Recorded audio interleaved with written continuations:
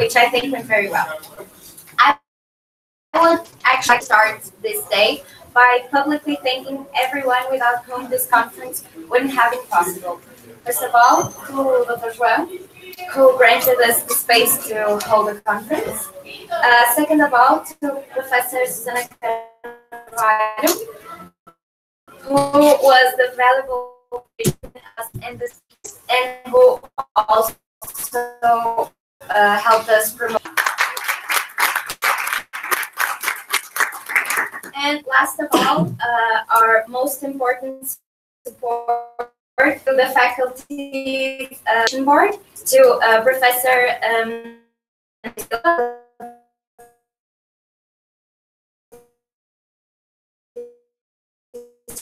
principal. So we still for all the support he always shows to our project, and for the support he showed with the organization of this conference.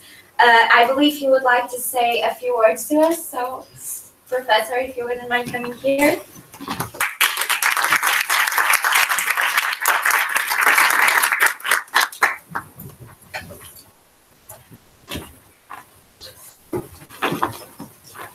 Thank you very much. First of all, I enjoy so much this introduction. So for a more formal conference, it is a good start for people to start dancing, to build a good environment and to feel the people happy. Thank you so much for your kind words.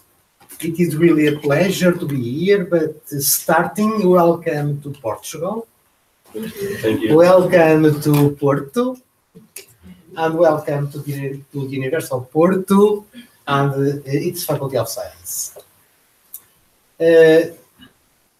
Of course, I want to say some words about this event, but maybe the most important words are the following. It's really so important to have young people like you from all parts of the world, different cultures, but same feelings. Everybody wants to be happy.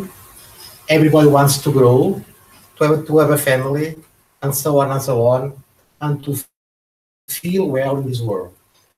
And what I understand already by my white beard is the important point is the people to look the eyes of each other.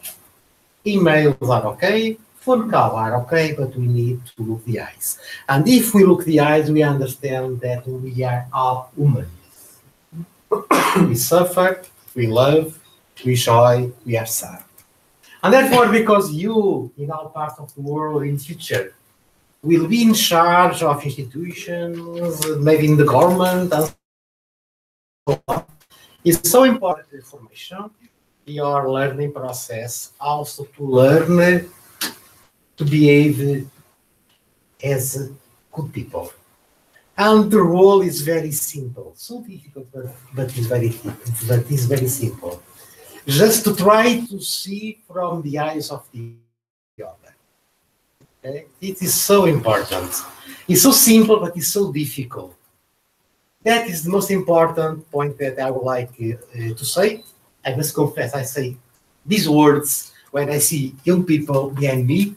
But besides that, you are in the agriculture topic that is the most important research and development field in the world.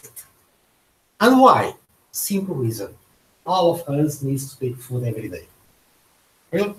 And that means that when we speak about agriculture science, like what is mentioned here, of course, the basic, what plants and production and so on, but all and ever more, all the technologies about that we need to take care, robotics, engineer, simulation, a lot of broad field, also sociological in the sense that we need to build an agriculture sector, broad speaking, that is sustainable, because our system, our world, our earth, our planet is finite, and that makes a world difference. So the basic word is sustainability. Okay? but I'm really confident that we are in good hands, in your hands, and I mean by that, the hands of young people of the world. And therefore, I wish so much that you enjoy to be here. Portugal is a small country, but I shall say, an interesting country. I just discovered that some years ago when I came from a flight from Germany. I discovered that always good to live in Portugal. But anyway, the most important point is enjoy, learn with each other, speak with each other, look at the eyes of your colleagues, and of course, take my final words to João. João is the manager of this campus. To Suzanne. Suzanne is a professor. She's going to speak with you. She's going to give some words. She's a remarkable woman. Okay. And finally to this organization, this group of Porto IAAS. This is really an impressive organization. Each year we have a different direction, different board, but it's remarkable that always so high quality board. So thank you so much for your efforts. Thank you so much for being here, and enjoy, and please be happy. Thank you.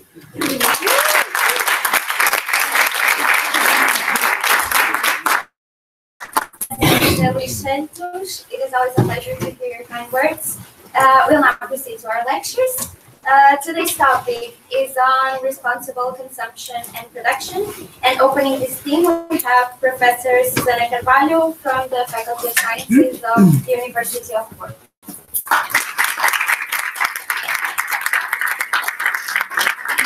Well, I don't know where I should position myself.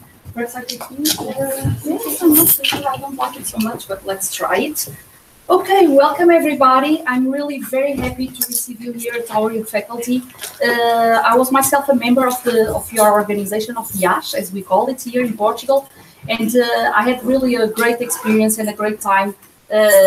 I remember that the first time that I worked in a farm, it was actually organized by IAAS, and we really had a lot of fun. It was in south of Portugal, and we were working in a farm, a biological farm, and it was an international group. And when we came, we were camping actually, because there was not money to sleep in a proper place, let's call it. And it was really a thunderstorm. And when we got, after a very tiring day, we got to the site where we were sleeping. Our tents were really destroyed. So, but then we are like 20. That's a lot of fun, and we managed to solve the problem.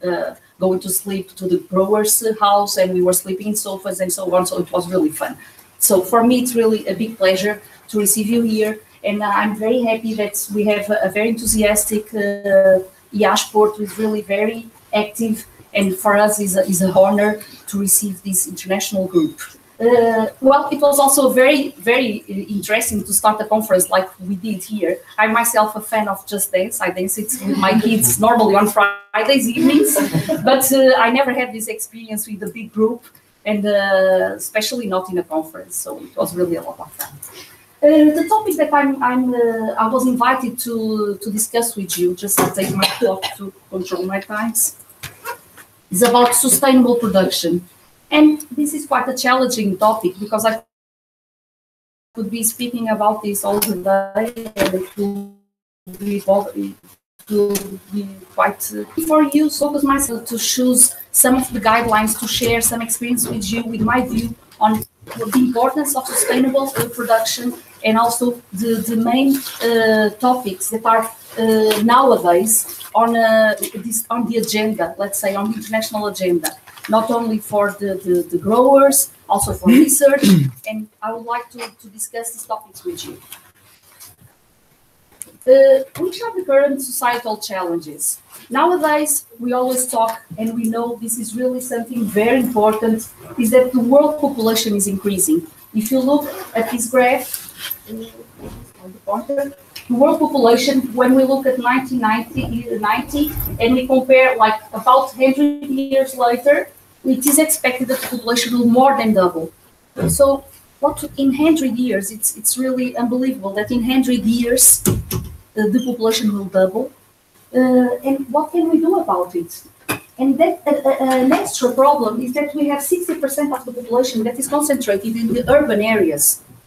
Besides having this doubling of the population, we have it concentrated areas. So this really brings a lot of challenges for agriculture, but not only for agriculture, but especially to agriculture, to feed the population. And we have limited resources.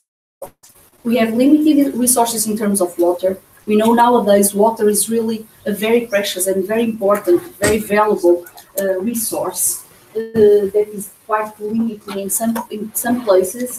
We have limited resources for land, especially are moving and grow, and more we will have the topic about the environmental issues.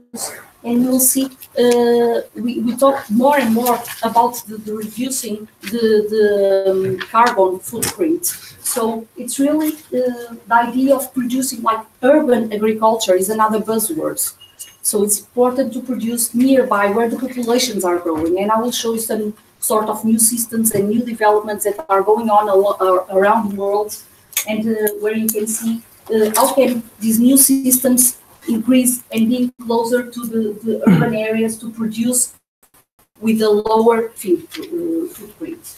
Then the fertilizer. The fertilizers are also limiting. In some the fertilizers are quite limiting, and we have to be more efficient in the way that we use all these resources.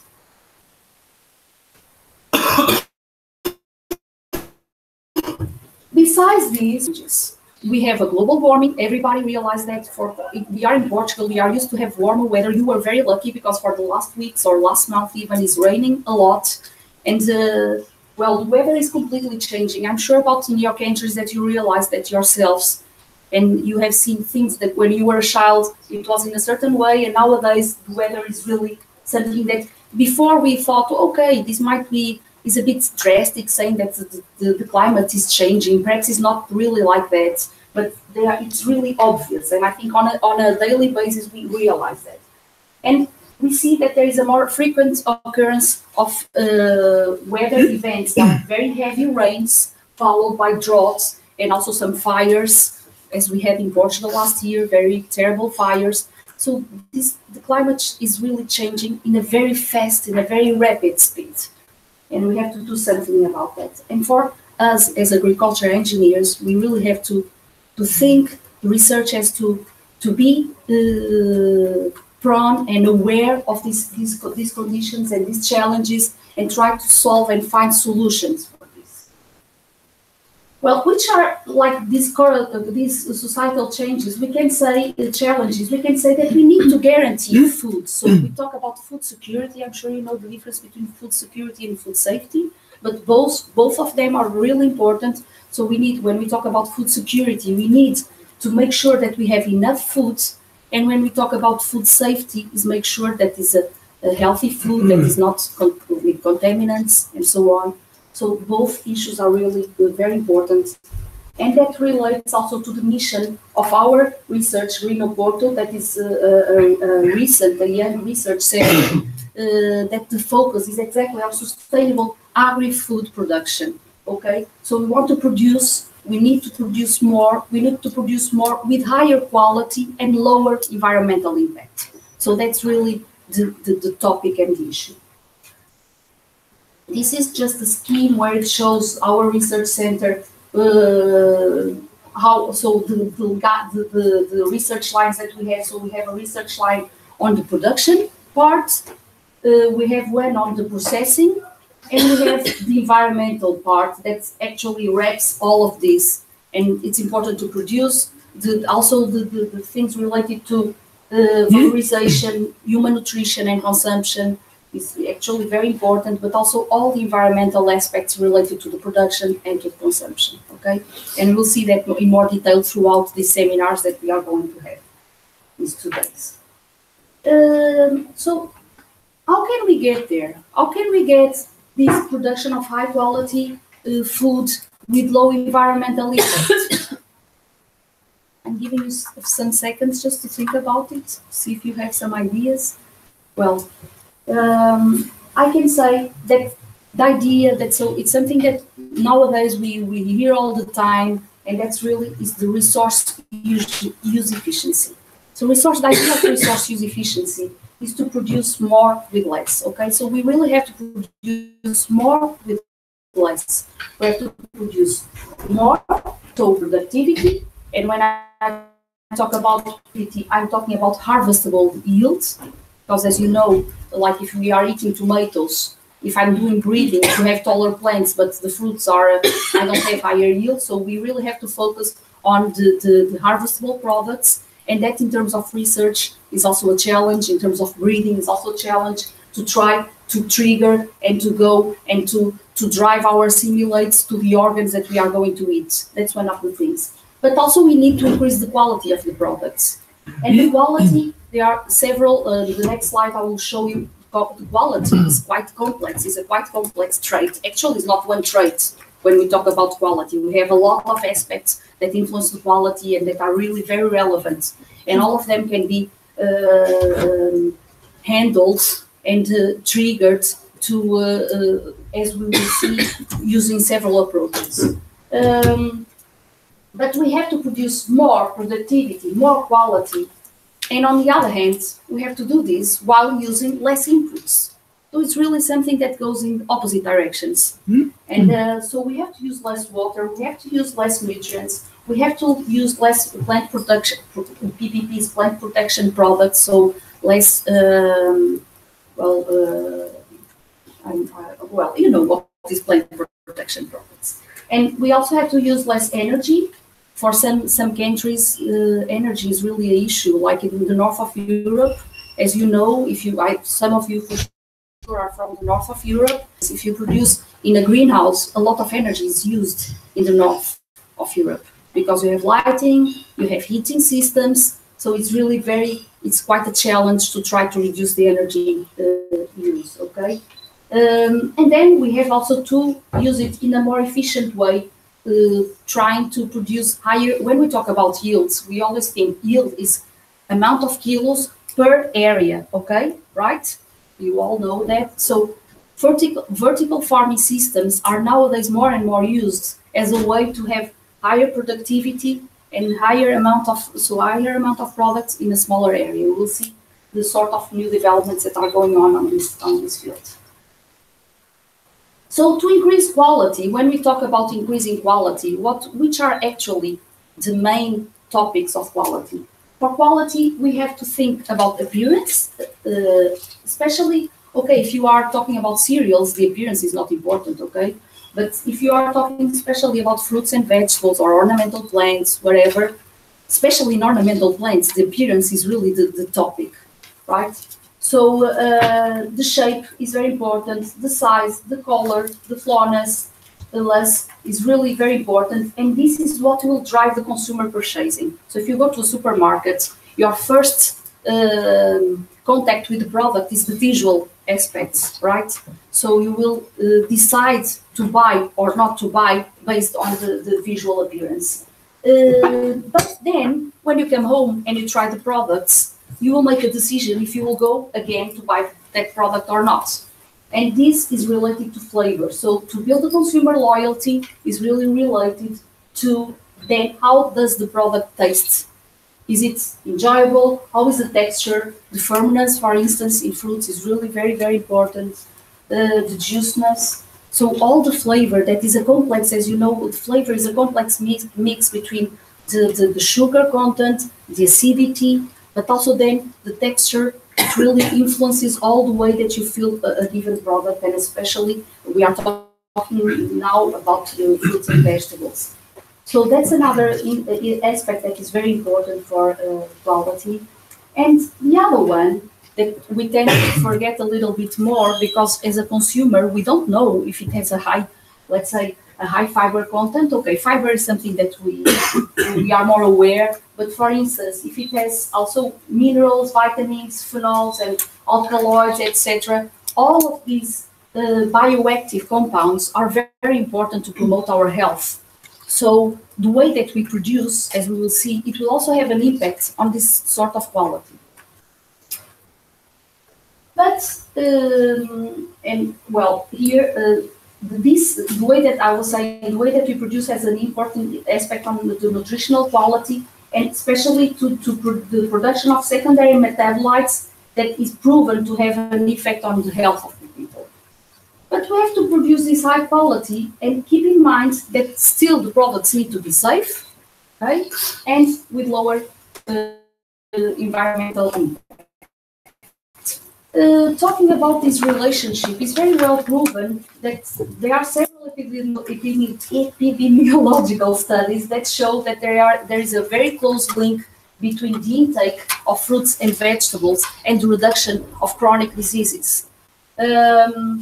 There is a lot of literature on this topic, and so it has been seen that, for instance, when you eat fruits and vegetables, you are promoting your health because they are very rich in minerals and vitamins and carotenoids, but also in a lot of phenolic compounds that are really known to be very powerful antioxidants.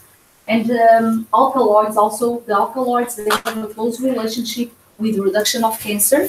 So all of these there are plenty of studies that prove a direct relationship between the consumption. That's why we always say we should eat 5 portions of fruits and vegetables a day, right? So there is really a close relationship between this and preventing the diseases. So which are the quality determinants? How can we manipulate between one or two? Home design. Yes. How can we do that? It's really a complex way, and as we will see here, taking the example, well, let's say of a tomato, for instance, and we can start here, for instance, the genetic characteristics. This is the first thing that we decide as a grower, is the sort of cultivars that we are choosing. And the breeders have a strong role on that. So the breeders should develop, and they are more eager for that they should develop cultivars that are really with an increased inner quality. So, but also the characteristics of the rootstocks. I often show I have shown already to my students, there is more and more a close relationship. It's proven, this relationship between rootstocks, for instance, in the use of horticulture, like for tomato, for watermelon, for instance, that it shows that the choice, and I think it's something that sometimes we are not aware, the choice of the rootstock will really impact not only the yield, because we know already that rootstocks have a close impact on the yield, right? We choose rootstock because they are resistant to drought, resistant to pests and diseases of the soil, but also there is an indirect effect on the fruits. And for instance, rootstock will affect the water uptake. And if it uptakes much more water, or calcium uptake, for instance, and if this will be changed, the furnace will be changed. The water that it will go to the fruits, it also reduce the sugar content because the sugars will be more diluted, right? So there's really this relationship between rootstocks. Between rootstocks and the quality. And then we have, so this is the first choice of the cultivars and the rootstocks, which will impact the quality. Then, as a grower, the growers have all the cultural practices, all the things that they decide, like which is a growing system. Am I going to produce in soil? Am I going to produce hydroponically? This will impact quality. Also the grafting, so as I explained, the rootstocks, the use of rootstocks, irrigation that we use. I think you might know that some horticultural crops, for taking again the example of tomato, the growers normally before harvest they reduce the water that is given to the fruits in the way that it increases the sugar content, okay? Or they increase the electrical conductivity, DC level. So this is a direct relationship with quality. Fertilization also affects the quality. Salinity, it's very much related to the irrigation. The use of growth regulators. We know that some growers they want, for instance, I'm taking the example of strawberry. Strawberries, the consumers value the big strawberries, but often when they eat, so that's the thing between the appearance. So the consumers go for big strawberries, but when they taste, I'm sure that you had that experience. When they taste, sometimes you are really a bit like, oh, is this it? Is it so? So the sugar content often is not as sweet as we would like to, and it's not so intense, and this makes the consumer sometimes a bit disappointed with the experience. And in that sense, the use of biostimulants, I will talk a little bit more about this, and the use of growth regulators are being, especially the biostimulants. Do you know what are the biostimulants? Biostimulants can be obtained from algae. Okay, so extraction from algae, normally brown algae like Ascophyllum nodosum is one of them that is very much used, and they are incorporated and used. They are not seen as fertilizers, so the biostimulants are not fertilizers. They act and they are very interesting for the plants. If you go to a grower, like fruit growers, many of them are using more and more the biostimulants, and they are known to have this active.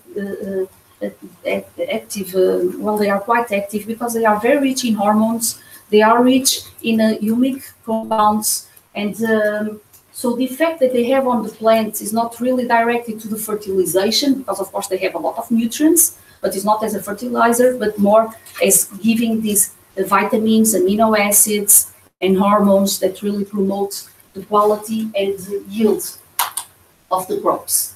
But then another aspect that is important, because this is the side of the grower. The grower can decide which cultivars to use, which cultural practices, but then it delivers the product. The product, it finalizes the production, it delivers the product, and then the retailers, the transport, and so the post-harvest phase really plays a role on the quality. It's important to keep the temperatures, the handling should be carefully done, and the duration that this takes place until it gets to the consumer, it will have for sure an impact on quality.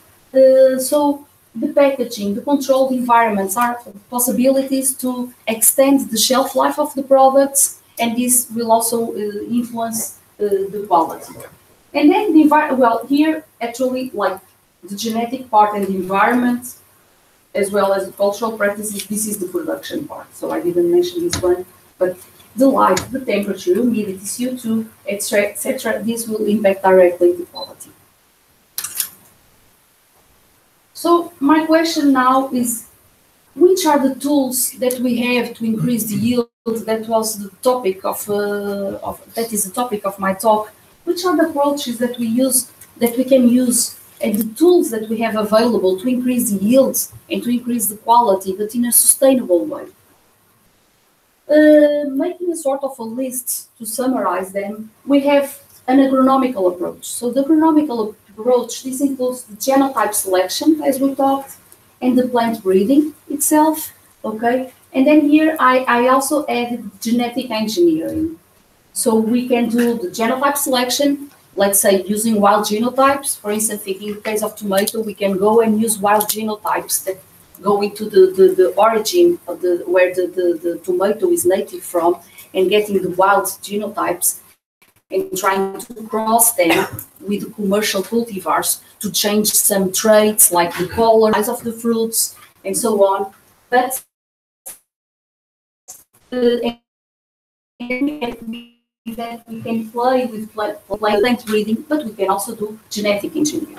I don't know what are your thoughts about that, but of course, as you know, that is a very hot issue, because we have really, are people here from United States or from America?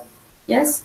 Okay, good. So we have the Americans in one side that are very prone, very fan of genetic engineering, and we have the Europe that is much more conservative, and that is not really so much open to genetic engineering, and with the worries about the impact on the health of the consumers. So we have it. That's a tool. It's a very powerful tool. a lot can be done to improve the yield, a lot can be done to improve the quality with genetic engineering, but we really have the public opinion and that drives, and in Europe that really blocks in a way these developments. Well, yes, but it's also quite dangerous. Maybe we don't know what will happen. So it's that's true. There. I think it's a very yes. To myself, sometimes students ask me, and I'm looking at Elena because Elena was a student. Well, she's still a student of mine. But when she was on first year, I remember that she had the topic of. I proposed topics to work with, and one of them was really with the GMOs. And well, they were asking me, what is your opinion? And I really have mixed feelings. It's something that is not black and white. It's really needs research. For me, I see the big advantages, but I'm also worried with well, the impacts it can have on health.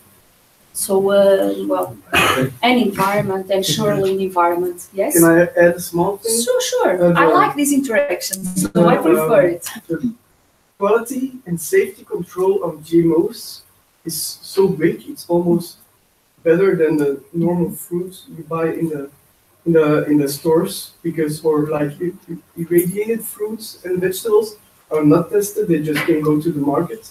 The genetic modified is like tested like medicine for years and on people that eat them before they can go on the market. So what they said about it's dangerous. Yes, but it's not still totally clear, because also they are a bit biased, and what people are worried is this bias, because the strong lobby of the companies in one side. And then the scientists, sometimes they say, well, this is really, the public opinion is really blocking the development of these technologies.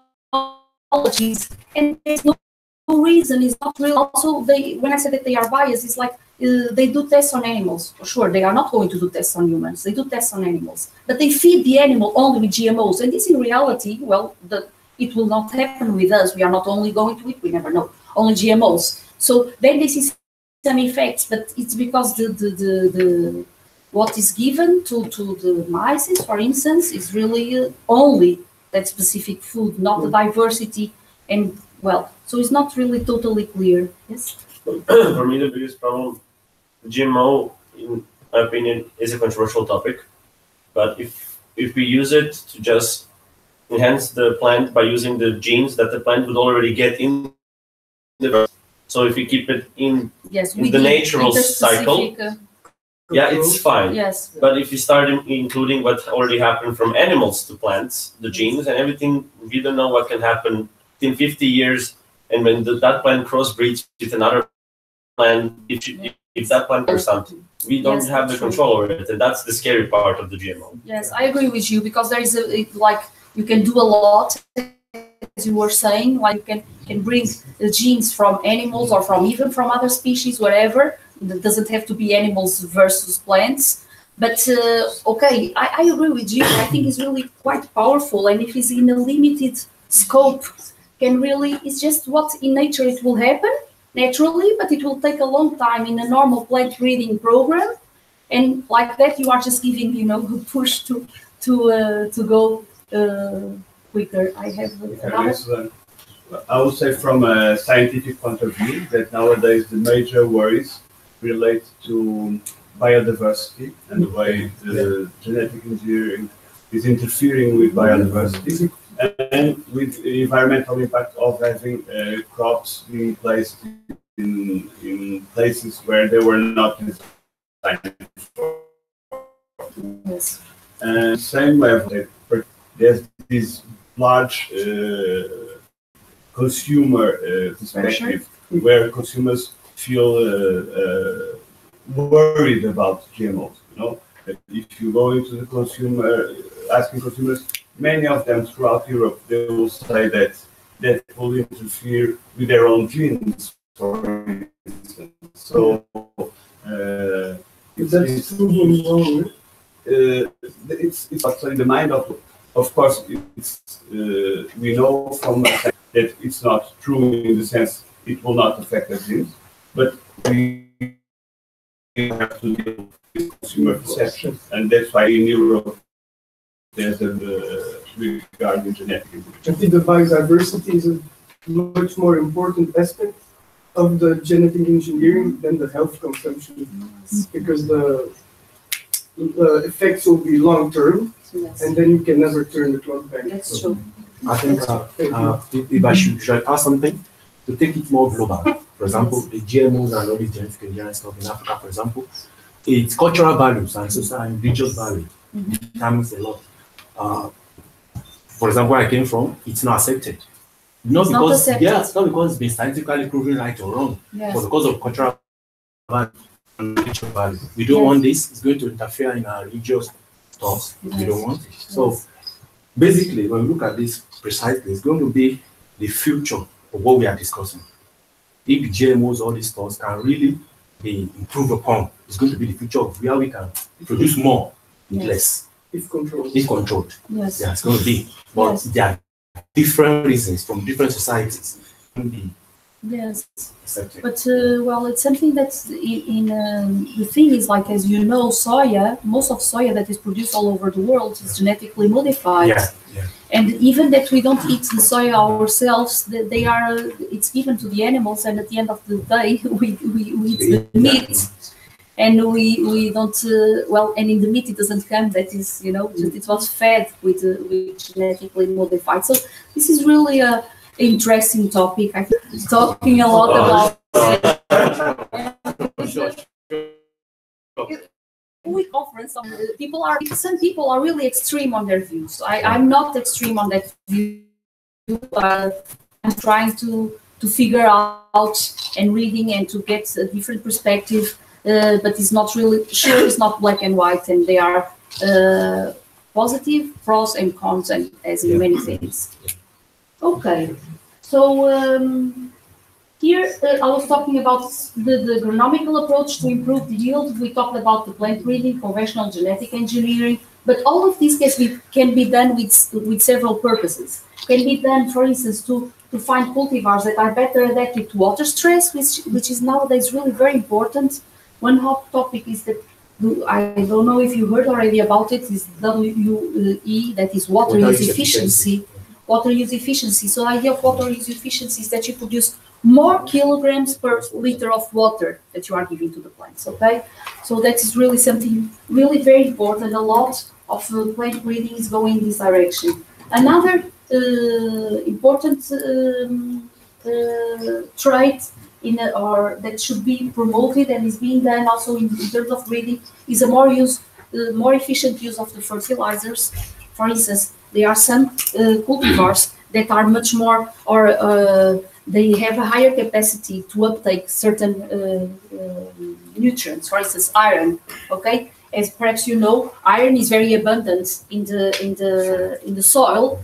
But iron, when the level of the pH level is high, the iron is not bioavailable for the plants. The plants are not able to uptake the iron because the iron comes in the form of Fe3 plus. And then the plants are not able to absorb it. But there is still, fortunately in nature, there is a large biodiversity, and some cultivars, for some reason, they are quite efficient, even under those conditions, to uptake, the iron, because they are able to, they have an enzyme that is a glutatase, iron reductase, that is able to reduce the iron from 3 plus to 2 plus, and then the iron is absorbed. Okay, so this is just one example. I could think about many examples where you can play with breeding and trying to go for certain traits to make sure that you use your fertilizers in a more efficient way. The other topic is the biofortified cultivars. These biofortified cultivars are, I don't know if you heard about it. Biofortification is a word that tells you something. You know what it is?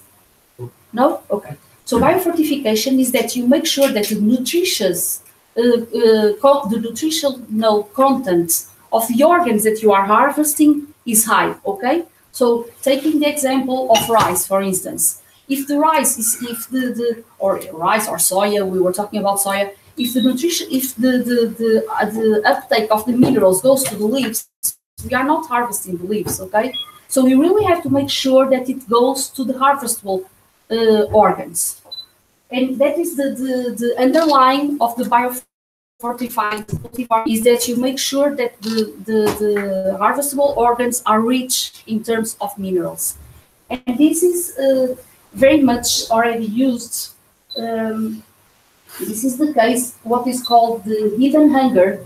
And in Africa, there are situations like this that people, they eat the staple foods. They feel that they are not angry because hungry. I have a problem with angry and hungry. Then they eat. They feel that they don't feel hunger anymore.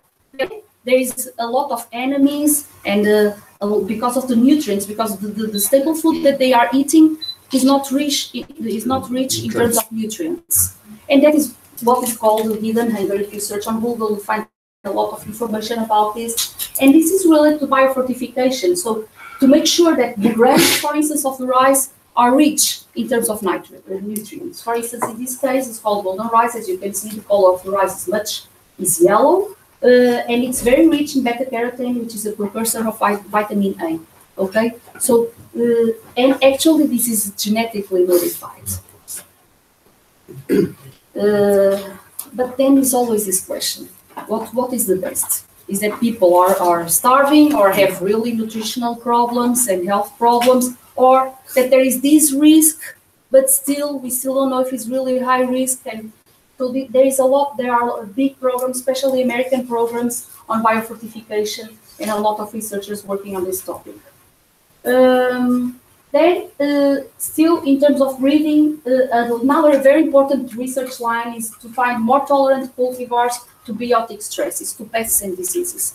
You know that pests and diseases, they are quite dynamic, and it's something that I'm always very puzzled with, because we are always hearing about new pests and diseases that suddenly, we never heard before about them, and suddenly they come to your country, and it's a disaster. It has a huge impact on the yields, on the productivity, on the quality, and so it's something very dynamic. That's why the plant breeding has always to go after it and try to find solutions for more resilient cultivars.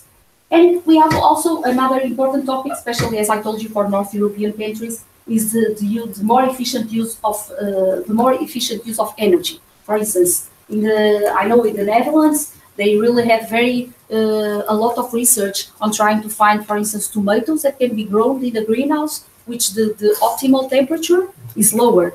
Because let's say if you have to heat your greenhouse, if outside is -5 and you have to heat it to 20 degrees, well, if the optimal temperature is not 20 but is 15, perfect, because you will save a lot of energy. And what is normally done is to try to go to find the wild types that are in the mountains, grown in the mountains, more adapted to low temperatures, and cross them with commercial cultivars to try to see if these genes for tolerance to the cold will benefit the plant. Okay, so this I already talked to you. And then still in the agronomical approach, I was telling you about the use of biostimulants. Biostimulants are really a very broad group. If you search on Google, if you Google biostimulants, you will see, I'm sure that you know several examples, like for instance, the use of mycorrhiza. Okay? Yeah. Mycorrhiza, here biostimulants, sometimes biostimulants group of, nowadays we talk a lot. I don't know if you're already addressing these issues at your universities, like the plant growth promoting bacteria, the so-known PGPB, okay? The plant growth promoting bacteria. Now the microbiota in the soil is more, and some people are really not very much aware of that, and it's quite recent. And so it's something that is very important because it has a very strong influence on the uptake of nutrients and on the tolerance of the plants to diseases. And so also the biostimulants, like for instance this one is collected in the north coasts, like in Ireland, Ascophyllum nubosum, is extracted in cold, because the idea is to keep the vitamins, is to keep the hormones, and they are sensitive to temperature. So if you extract it in cold, you have a lower, how is the time? We're a little bit off schedule. Yes? Good. Yes. Okay, so I will speed up. So these ones are really more and more used. and develop of new production systems. So with the new production systems, I just brought some examples. So there are a lot of examples. It's just to give you an idea. If I'm talking about increasing the yield, nothing more easy to increase the yield if you double the density, right? If you double the density of the plants, you are doubling your yield per square meter. So it seems quite easy. This is a grower that we have here in Portugal that won a prize and a prize for innovation, and is using that is called the new growing system. And this system actually, as you can see here, these plants here, this is on top, this one is below. You see, this is top, then this is lower, top and lower. So double the density, putting the double amount of lines. But the amount of lines is defined because of the harvest. People have to go inside and harvest the strawberries. So normally what is done is like when they are harvesting or treating these plants, that they put the plant number 1, let's say 1, 3, 5 down, and then they shift.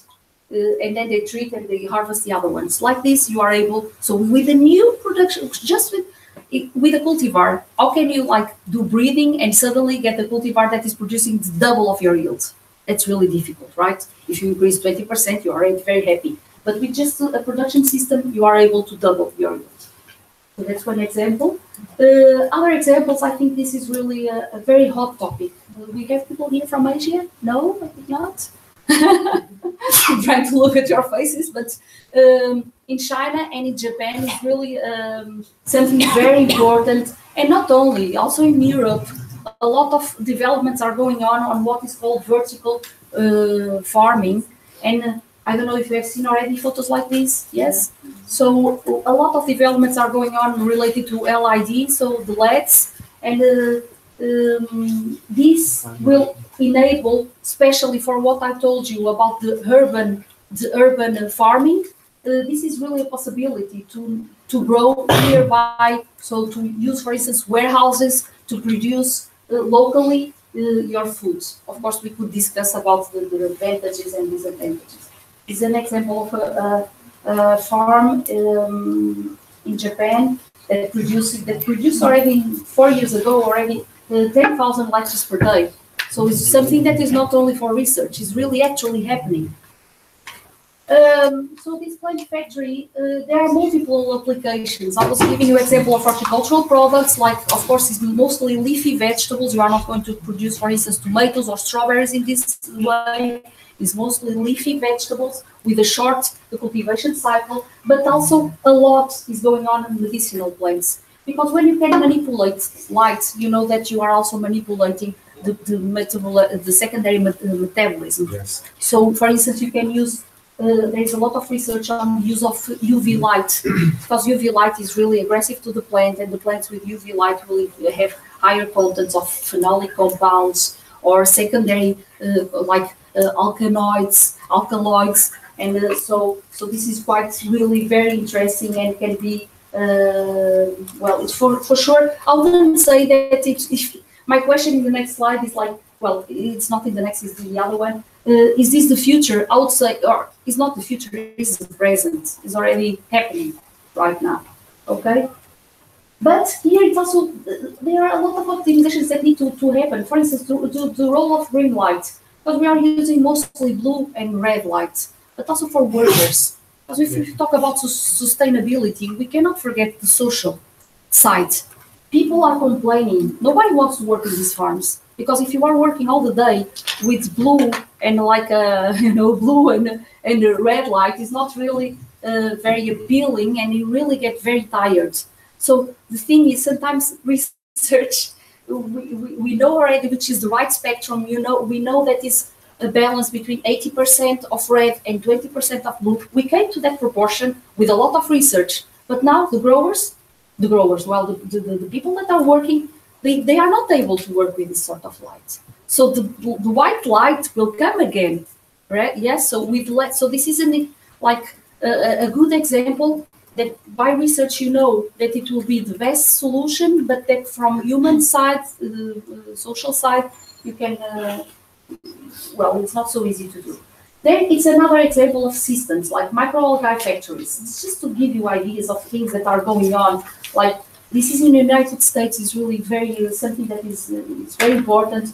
The production of microalgae for obtaining, for instance, proteins and omega-3 fatty acids to feed, for instance, the fishes, and also as a biofuel supply. Okay, so it's really seen as a very efficient system to increase the yields and to increase the food production. Then another system is what aquaponics. I think also you have heard about it. So these are also possibilities, is that combining the plants and also with the fish and benefiting from this way of doing like sort of vertical also production and closer to the consumption areas. And now the technological approach. So I was talking about the agronomical approach, and with 5 minutes and I finished. The technological approach is another hot topic, is the circular economy. You heard about it? So we are always hearing now circular economy. Circular economy is really very important. It's to use the byproducts. Sometimes the byproducts are really they have a very high added value, because you can really extract compounds that are extremely interesting and very beneficial, and it's something that a lot is going on in terms of research. There are a lot of examples. Another thing related to technological approaches is the use of new technologies, the precision agriculture. Everybody knows plenty of examples of precision agriculture, like there are even universities are opening masters just on precision agriculture, so it's a lot to say about this. And robotics can also bring higher yields, economically speaking. So in agriculture, we have to see that the growers have to handle a lot of factors. There is plenty of factors. There is a lot of data. And the farms of the future will really have this also. It's not also future, is also present nowadays. There are more and more systems like vegetation indexes to give you an idea if the plants are stressing. Let's say, for instance, it could be here that there is a focus of a disease, for instance. And then with these systems, with satellites, you are able to identify the spot and oh, perhaps the pipes are not working. Okay, the thing now is still that you are able to see that the plant is under stress. You don't know which is the stress, okay? So the next step, it will be that it will be developed in a way that, okay, there is stress, and the stress is this and that. It's drought stress, is a disease stress, right? What is called the signature of the stress that you are able to identify. So the future farm, it will really incorporate all of these. We will have, let's say, drones for a survey that will be flying all over your farm. We can think, well, this we already have, like tractors, for instance, smart tractors that are wireless and then can really give you for the precision, seedling. And also the calls texting cows. Let's say that is a cow that has a sheep, and when the cow is sick, it gives an alarm of the grower. Or when the cow is about to have the baby, then it will also give an alert. And then, but the thing is, like the growers, they are completely overloaded with data nowadays. And what is this called? This meta-analysis and the big data. Well, this is what also is called the Internet of Things. So nowadays, the Internet is all over and wireless is all over. But we have a grower really. The important thing, and that is the next step, is to relate all this data with really your yields and to make sure that your yield is constant. Because in 1 year you have one yield, the other year you have another one. So you really have to integrate all the data from soil, from weather, and try to see how this is working and what you can do. Well, this is my last slide, and when we talk about agricultural, sustainable agricultural production, and really sustainability in agriculture, it really has to take all these things into account: the environment, also the people, so the social side, and the economic. Of course, incorporate more and more technology in greenhouses or in the farms. We can do a lot of sensors, but at the end, we have also to see the economical side if it really pays off. Okay. So thank you very much for your attention.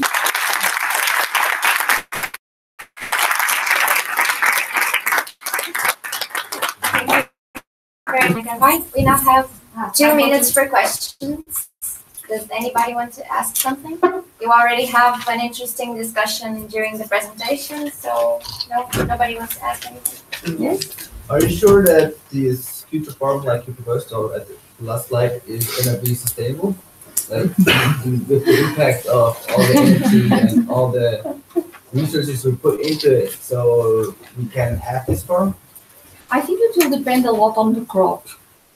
If you think on sustainability, I think environmental sustainability, yes, I really believe on that. Social, economic sustainability, it will depend on the crop a lot, because some crops, they really, the added value that you have really pays off these extra things. And the increase, the impact that it has directly on our yield or on your product quality can pay. For instance, if we think about plant factories, if you ask me, do I think that plant factories are a good solution to produce lettuces? I would say, well, only in some specific places. Perhaps in Japan, as we know, Japan has really a lot of problems. We all have this idea of in Japan that rooms like, what do you call it, capsules, like, these really small rooms, like that you just open and you almost have to to jump to your bed, because they really have a lot of space issues, and that can be a solution for that, But I think plant factories, it will grow especially for medicinal plants. Medicinal plants, yes, is happening a lot. So I gave you the example of the UV lights, that you are inducing stress in the plant, and you can extract a lot of secondary lights that are really very good and important for okay, yes. When you talk about sustainability, you say like social, economical, ecological. It's environmental sustainable, but side is like doing such farm work. Yes. It's like if there is like one person doing this, Yes. there's so many people having like so much time, and how that they are always working. That is really a problem, and we see it the more high tech you go, the less people you need. And especially when we are talking about robots for harvesting, like these plant factories that even they think that in the future nobody will go inside, because I told you people are complaining, right? They will complain. It's natural. You would not like to work for 8 hours in a plant factory. But then they are already optimizing the systems that nobody needs to enter. It will be just, like you put the seedlings, you know that the lettuce will take you under those conditions, because they are controlled conditions. It's like a recipe. You know that it will take you 5 weeks, for instance. We'll start here, it will go slowly, can change, even the climate conditions can be changed, or the light levels. And then at the end, you just open something and you take out your crop. And this will happen. I'm sure it will happen in your lifetime. Mine, well, I'm not so sure. There's some year gap. But it will happen. And then the question you're raising is very, very relevant. What it will happen to people? They are going to lose their jobs. Are we only here for food to eat it and enjoy ourselves, or are we here like to really impact something in our surroundings? Not in like our society. Surroundings, but like in my active life where I'm in. Yes. Like it's always. I don't see the future. I see the future. I think, like I was saying, it's not even future, it's already present in several aspects. I think it has to be a balance. It should be like in everything. It should be a balance. And you cannot really go too extreme that at the end we have a very serious problems of jobs in certain countries, and this will really also promote that situation. And that is really should be really very well balanced. Yes? I think the changes you were talking about were mainly focusing about the current agricultural production systems that are truly sustainable. There would have to be changes in these production systems, especially focusing on more agroecological methods.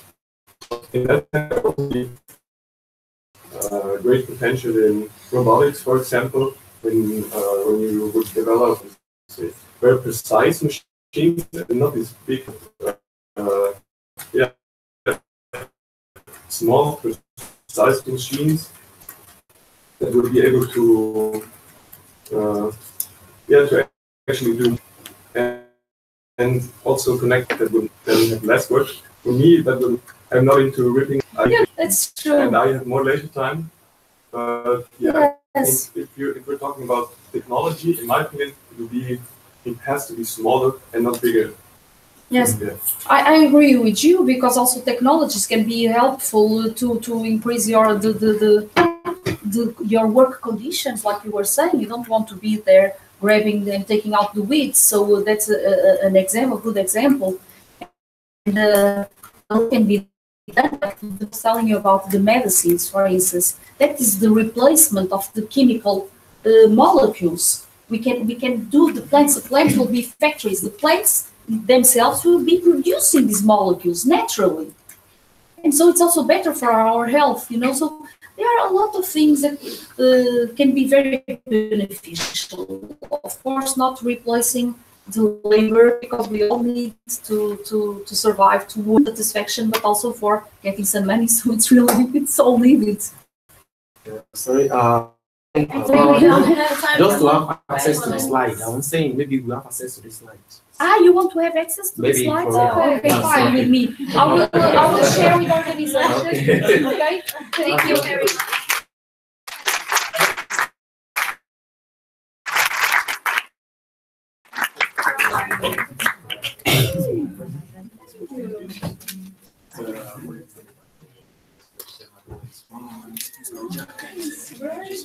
Thank you very much. Thank you.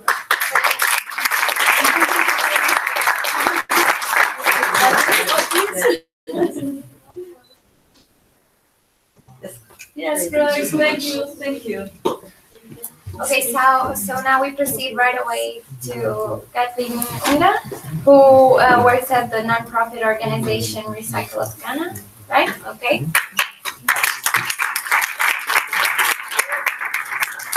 I would just ask you, if you have any questions that pop up in your head during the presentation, please save them for the end, okay? Because there is time for you to make them. 5 minutes in the end, okay? Shake them. I made it disappear.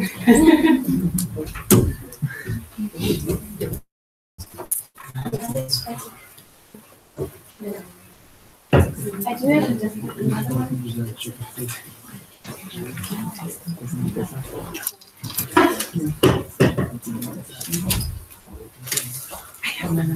Just a second. Okay. Is it working?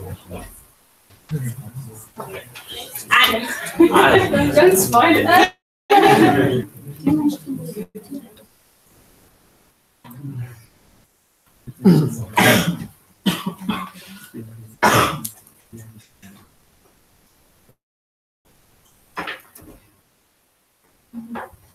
Okay, cool.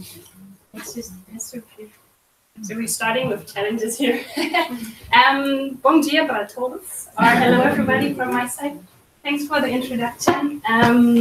Yes, what's your name again? Elena said, I'm Catherine Unga, and I lead an organization called Recycle of Ghana. And we work as the name suggests, in Ghana, and empower young people in Ghana to run their own projects in the waste management sector. So I have this connection to sustainable production and consumption. But I'm also, my background is in geography. But I'm also trained as a human-centered designer or design thinker. So there's a lot of kind of interrelations or connections. And that's also why it's not working.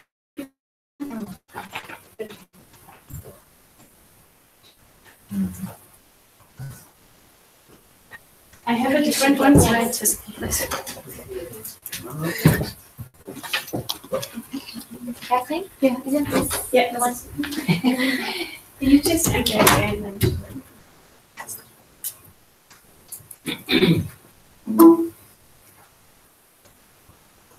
Here we go. Okay.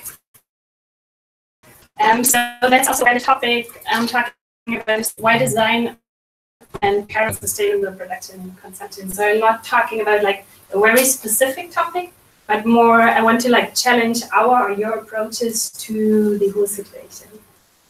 But before I go into it, I must say I'm kind of in a difficult situation in the sense that every human being, or the attention of every human being kind of free after like around 17 to 18 minutes.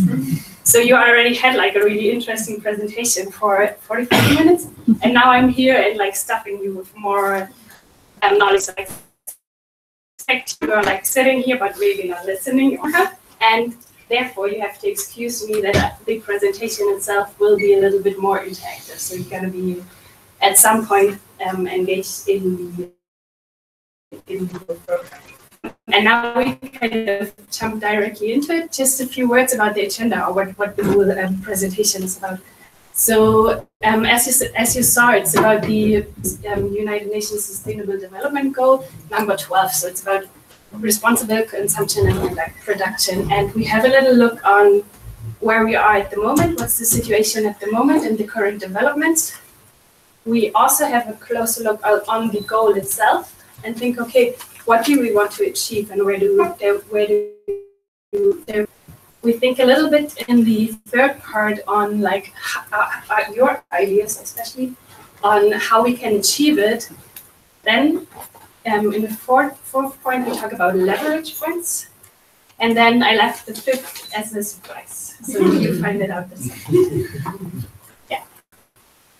Okay, so where are we at the moment? So I think that's something that looks familiar to you, and it's a matter of fact that like every year or every day, a third of all food that we produce ends up in a waste bin, and it sums up to 1 trillion every year, or an equivalent of like 1.3 tons.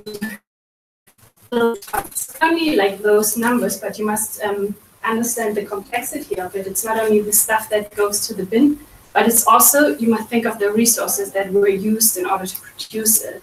And then when it goes to waste, also like the CO2 or the greenhouse gases which are produced. So it's really an intense issue. Having this in mind, we still have to think about the fact that out of like all children which die before they reach the age of 5, and the half of it dies due to like poor nutrition.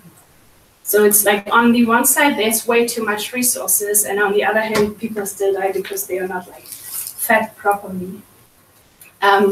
Going away from food, we go to water. If you think on like about all the water which exists on the planet, there's only like 3% which is drinkable, and out of those 3%, 2.5% are like stored there. Which means from all the water which we have in the planet, only like 0.5% is for us. And the way we use it at the is that the resources can't be rebuilt, because it's the way we use it is in a way that the buffers are like decreasing. Another fact is that we could save every year like 120 billion US dollars of energy if we should switch to like more efficient light bulbs. It's something really easy, but it's not, somehow it's not happening. So a different way of like resources, we traffic or like public transport. In 2002, in the OECD countries, there were like 505 million cars existing, and it's like for 2020 there's an increase in those cars projected for like 30%, and it's not only the amount of cars but also the way we use them. So the kilometers per person will increase not only by 40% but by 30% but by 40%. And then I just put this picture here to say, hey, okay, so the way everything is increasing, like our demand is increasing and the resources we need, but the way we do it is kind of depleting the resources for like production on the stock that we have. And what you suggest, and what would you estimate then, that if like the way we use our resources or maluse them, how many like Earths would we need in 2050, which is like a bit more than 30 years from now? 4.5. 4.5? Yeah. 7? In 30 years, like 7 more Earths, 7 more planets? 10. 10? 10. I think we should all like stop doing what we do. It's 3. So it's because like population will grow until in like 9.6 billion until 2050, and if we just continue living the way we are doing it at the moment, we need like 3 Earths. And I mean, I think for all of us, it's clear that it's not going to happen. I mean, we have Elon Musk who's kind of leaving the planet, but he until like 2050, he will not maybe invent 2 other planets for us. So that's the current situation. That's where we are at the moment. And I think it's quite, I hope you all agree with me that it's quite frightening and quite, challenging also. So to think, okay, maybe all of us want to have like, if you're on this planet, we all plan to have families, and how do we actually want to sustain them? How do we want to ensure that the way, how we live our lives now, we're not talking about how we use resources, but like, we have enough, we have shelter is something that we want to give our children as well. So it's quite a challenging question. And now, after we looked on where we are and where we are going, I want to have a deeper look into the Sustainable Development Goal itself. And United Nations looking into it, and they were thinking, okay, what do we have to achieve by, sometimes it's 2020 or 2030, in order to ensure this for our future generations, that they can live on a decent planet. And the way how we do it, there's a lot of text on the following slides. Is I throw a bottle to somebody and you just read one sentence, which is a part of the goal, and you kind of let me or let us know your interpretation or what it actually. We start here, read it out, and then you kind of what it means to you. So by 2030, achieve the sustainable use of natural resources. So recycle bottles, for instance, or bigger bottles. Yeah, it doesn't have to be like for all of you. It doesn't have to be about the bottle. It's more like what comes to your mind when you're reading this. What's behind the Sustainable Development Goal? Second. Yes, Mark. So by half per capita global food waste at the retail and consumer levels, and reduce food losses along production and supply chain, including post-harvest losses. We try to interpret it.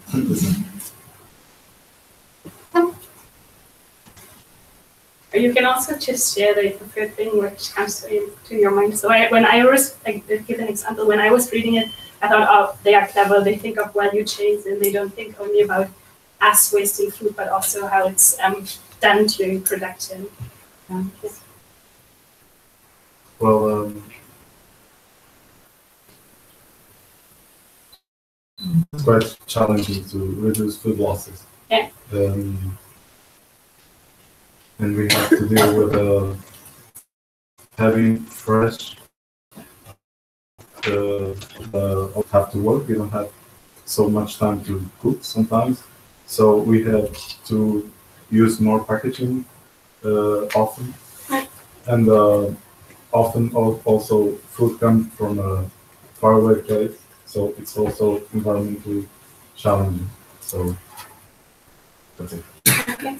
Well, thank you very much. So it's a lot about how we use stuff and how we are like accustomed to use things. Okay, that's quite a long one, but you managed it.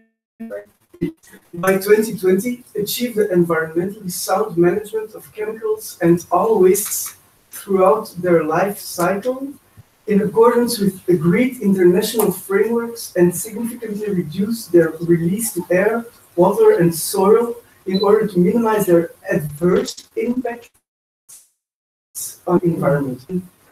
I think it's like a global management of all the production and whole cycle of production and consumption with like a global framework.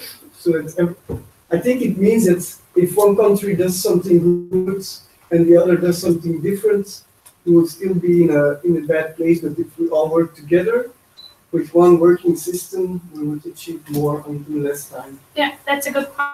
It has to be like something done on, agreed on, like frameworks agreed on a global level. So everybody works in accordance to that.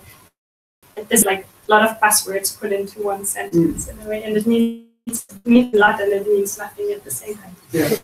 Yeah. Okay. You can pass it on. You can also throw it if you I'm want just to. gonna do like Yeah, yeah. Be careful. You're getting married. By 2030, substantially reduce waste generations through privatization, reduction, recycling, and reuse. That everything we use, we already should know dispose it, like what's the life cycle gonna be.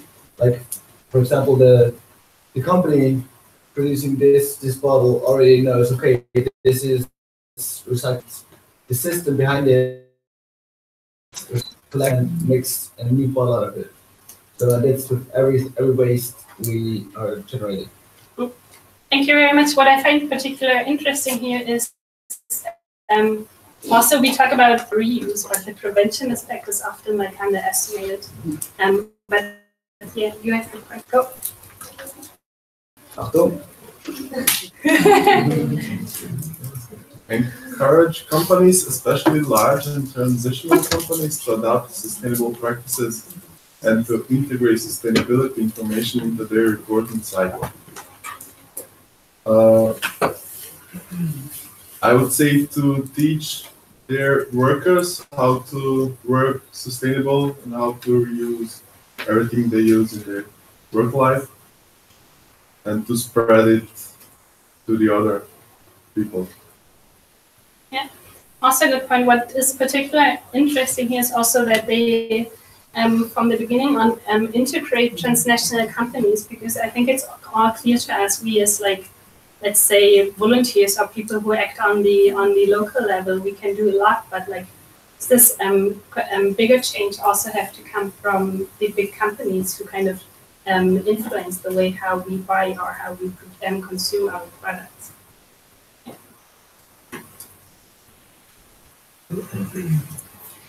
Promote public procurement practices that are sustainable in accordance with national policies and priorities. I'm not sure what procurement means. Kind of the selling as well. Sorry? Selling? No. So it's about marketing. Okay, so well, in that case, maybe it also addresses the responsibilities of big food companies to address the topics of climate change, recycling, reuse, and in that matter, educational responsibilities of companies. Yeah. You can also pass it to the left or the right if you want. Whatever.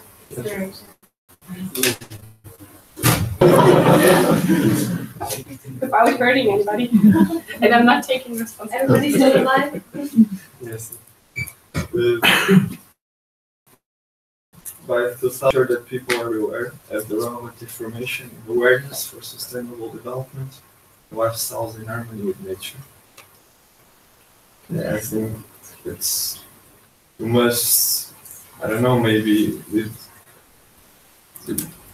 maybe a channel like TV, I don't know, we can address this topic, and because our generation is more in like computers and networks, so maybe that's a way to guarantee that the lifestyles and that we can approach that topic in a way that the future generations can have access to it. And it's a very important topic, yes. Sustainable development. Yeah, so the interesting point is really the information and awareness which everybody kind of needs to have. Often like change starts with like understanding an issue differently. So that's also a good point, but at the same time, pass it on. Support developing countries to strengthen their scientific and technological capacity to move towards more sustainable patterns of consumption and production. Basically, making the acknowledgement going abroad, and let's learn with each other, and what may be a solution here may be a solution elsewhere. So I see the need for scientific and non-scientific knowledge thing to be shared. And it's like the nature, we are all part of it. So let's help the developing countries to do more and do better. So the interesting point is here, as you mentioned, really the transfer of knowledge. But what I found interesting is it's very superior in a way, done from like more developed countries and saying, hey, you need, of course they might need science, but it's not acknowledging the fact that many of those countries, or many, if we think of indigenous people, have developed sustainable ways of living. So that's kind of missing here. We have two more, and then we are finished with the content of the sustainable development of the sustainable development goal number 12. Can you pass it on? My job.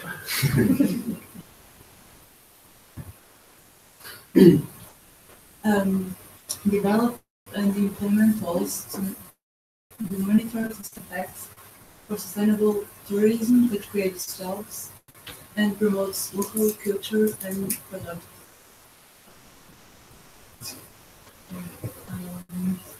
It can be associate agriculture to like farm tourists, and that helps people to connect to the field and to nature, and give more importance to good practices and give more value to lands that are, for instance, more robust chemicals. Yeah, and it also emphasizes on the kind of local aspects and local cultures, which is an interesting aspect in this sustainable development goal. Can I add? Yeah. A good example is Costa Rica, how they, their forestry management to tourists' incomes, they really take care of the whole country and their nature. That's a really good example. So,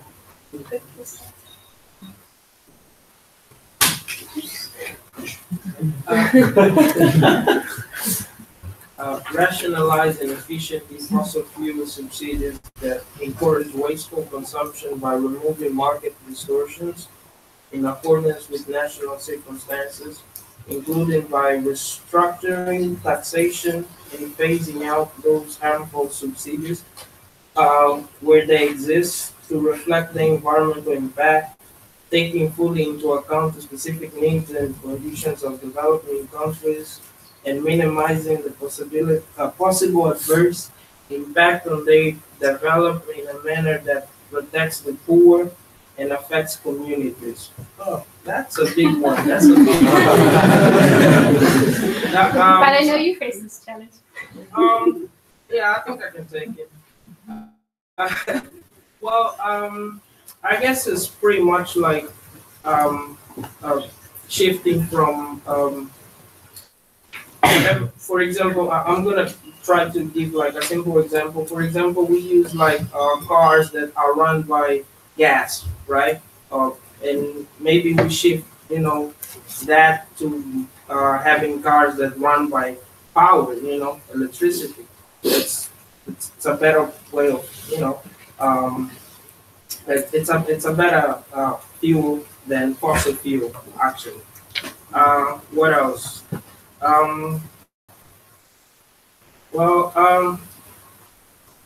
Pretty much, yeah, I guess that will cover, and also like take into account. You mentioned something related regarding taxation. Probably those who actually choose to continue with harmful practices, like for example, if I have like a coal industry, something or whatever, and and my industry releases a lot of eating trapping gases, to the atmosphere, and I decided not to change into more environmental friend practices or whatever, I should pay more taxes. And eventually that, because people who have actually business, you know, they only care about money, eventually they probably will change for, you know, the more friendly environmental practices or whatever. I think that's pretty much the point. And also you also refer protects the poor and affect communities. Well, it's pretty much like whatever we're going to do to change, we just make sure that, you know, the less fortunate people also are involved. Like, for example, if I'm a CEO of a big company and I change like my methods to more methods in terms of, you know, that I want to make sure that my employees, you know, they are going to be be affected in a good way. And just to wrap it up, what I'm really trying to say is that, for example, the Professor Susanna gave us the last slide about sustainable farming, and most of the people were worried about the labor. You know, people complaining like, oh, if everything is going to be high tech, you know, how am I going to survive? Because I'm going to lose my job. So whenever you say to protect the poor people, I guess it's like, if I'm going to change my ways to high tech, I got to make sure that my people, my employees, you know, they got some type of education so they can actually, you know what I'm saying? I know what you're saying. Yeah. And I think you managed this challenge pretty well. So it's quite like only this one is like really complex. Yeah, that's a really big one. But well done. So we kind of did this exercise here because it often happens that we talk about like, achieving achieving development goals, but only a few of us really look into it and look into what it really means, or also what the UN thought of it and how it should be done. So I think, or I hope you all agree with me that the way they are presented, so this one was not written by me, but it's from the UN itself, that it's super ambitious to think, okay, in 2000, many of them have their goal in 2020 or 2030. And if you think, okay, in a few years from now, or like in a lifetime from the life that you lived, they aim at having everybody on the planet informed about sustainability, or decreasing on the other hand, also decreasing the way we use the resources we use dramatically. It's a massive challenge for us. And then you see on the one side, we want to achieve a lot, and on the other hand, the way how we are currently living and working and using our resources just going into the completely different direction.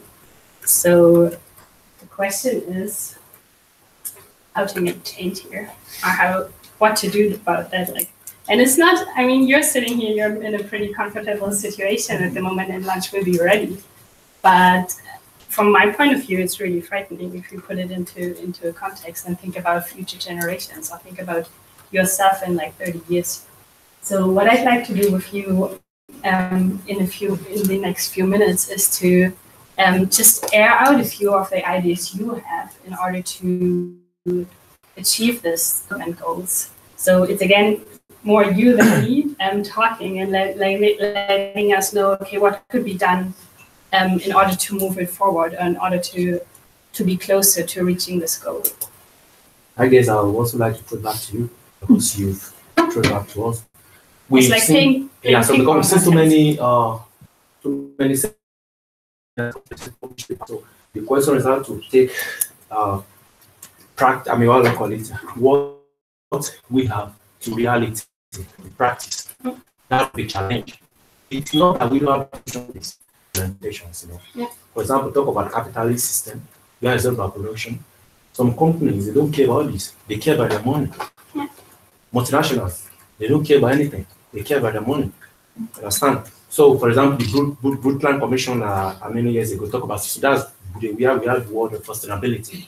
Up to today, we have not seen any implementation of any of the objectives. These are under objective by the United Nations. So it becomes a question of when are we going to make things happen? Mm-hmm. So global inequality, for example, we talk about food being produced in one place. Some people are hungry in one place. It's not about food alone. It's about clothing. Some people are working naked somewhere in the world, while some people are clothing their clothes.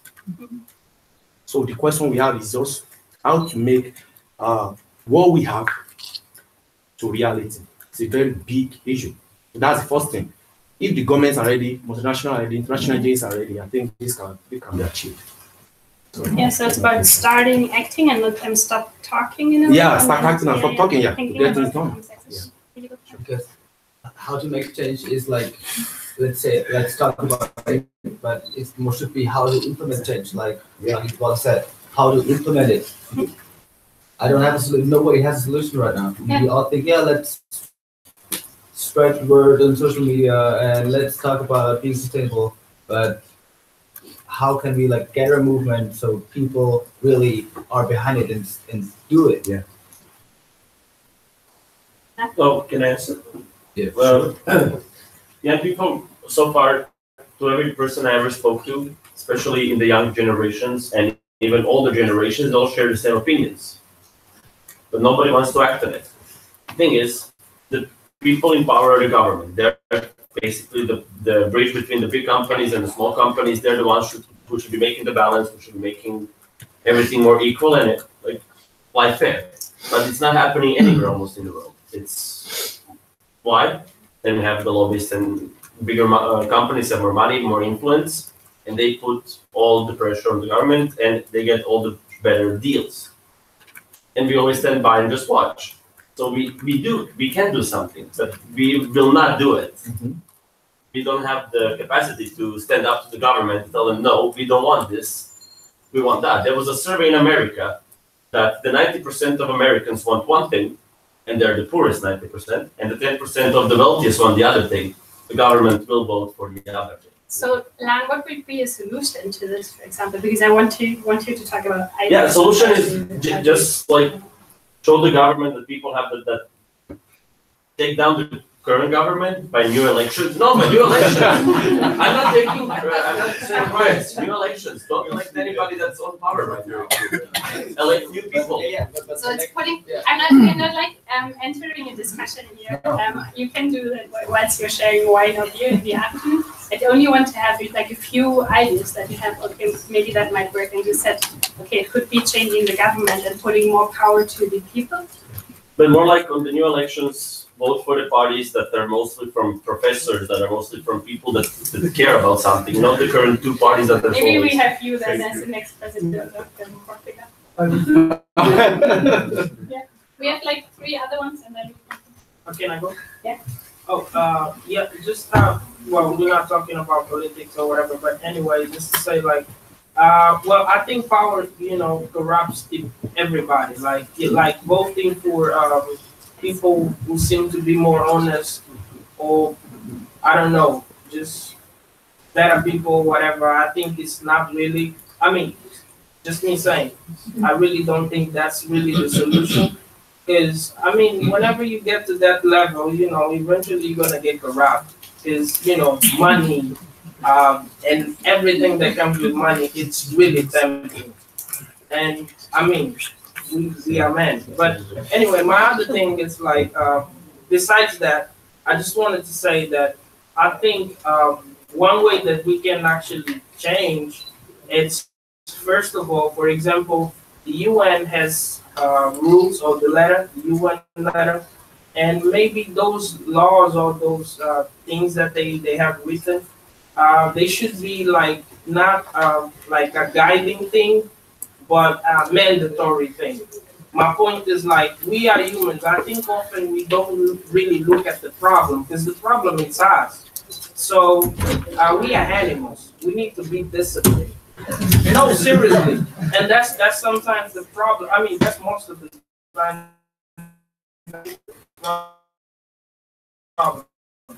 And have nobody to tell us what to do, it might be confusing. You know what I'm saying? Yeah. So you're saying it would be important to like really reinforce and everybody complies. Yeah. So I think we have a new duty or new work for the ones in our accommodation who just sit around watching.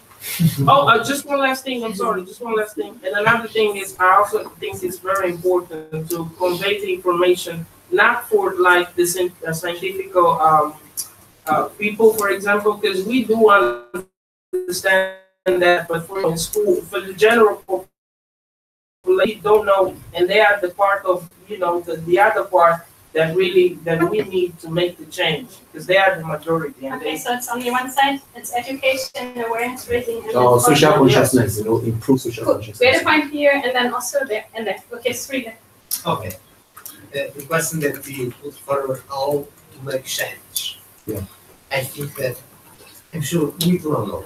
We don't know. But we are going to know. So the most important point that we need to put forward nowadays is the people, most people as possible, to be aware that we have a problem. And that is not got yet. Many people, respectable people, people from the university, doubt that, for example, we have a human rights climate change. Just a point. So that means what? Means that we are going to find a solution, and you are going to find a solution. Because of one thing that is important to emphasize. Einstein said that when we have a problem, we cannot solve it using the kind of thinking that originated that problem. Yes. So we need to think in the other way around. It is not possible for me, because I'm old. I was educated in one referential, and it's important to view the problem from another reference. That means, what is my role as my generation?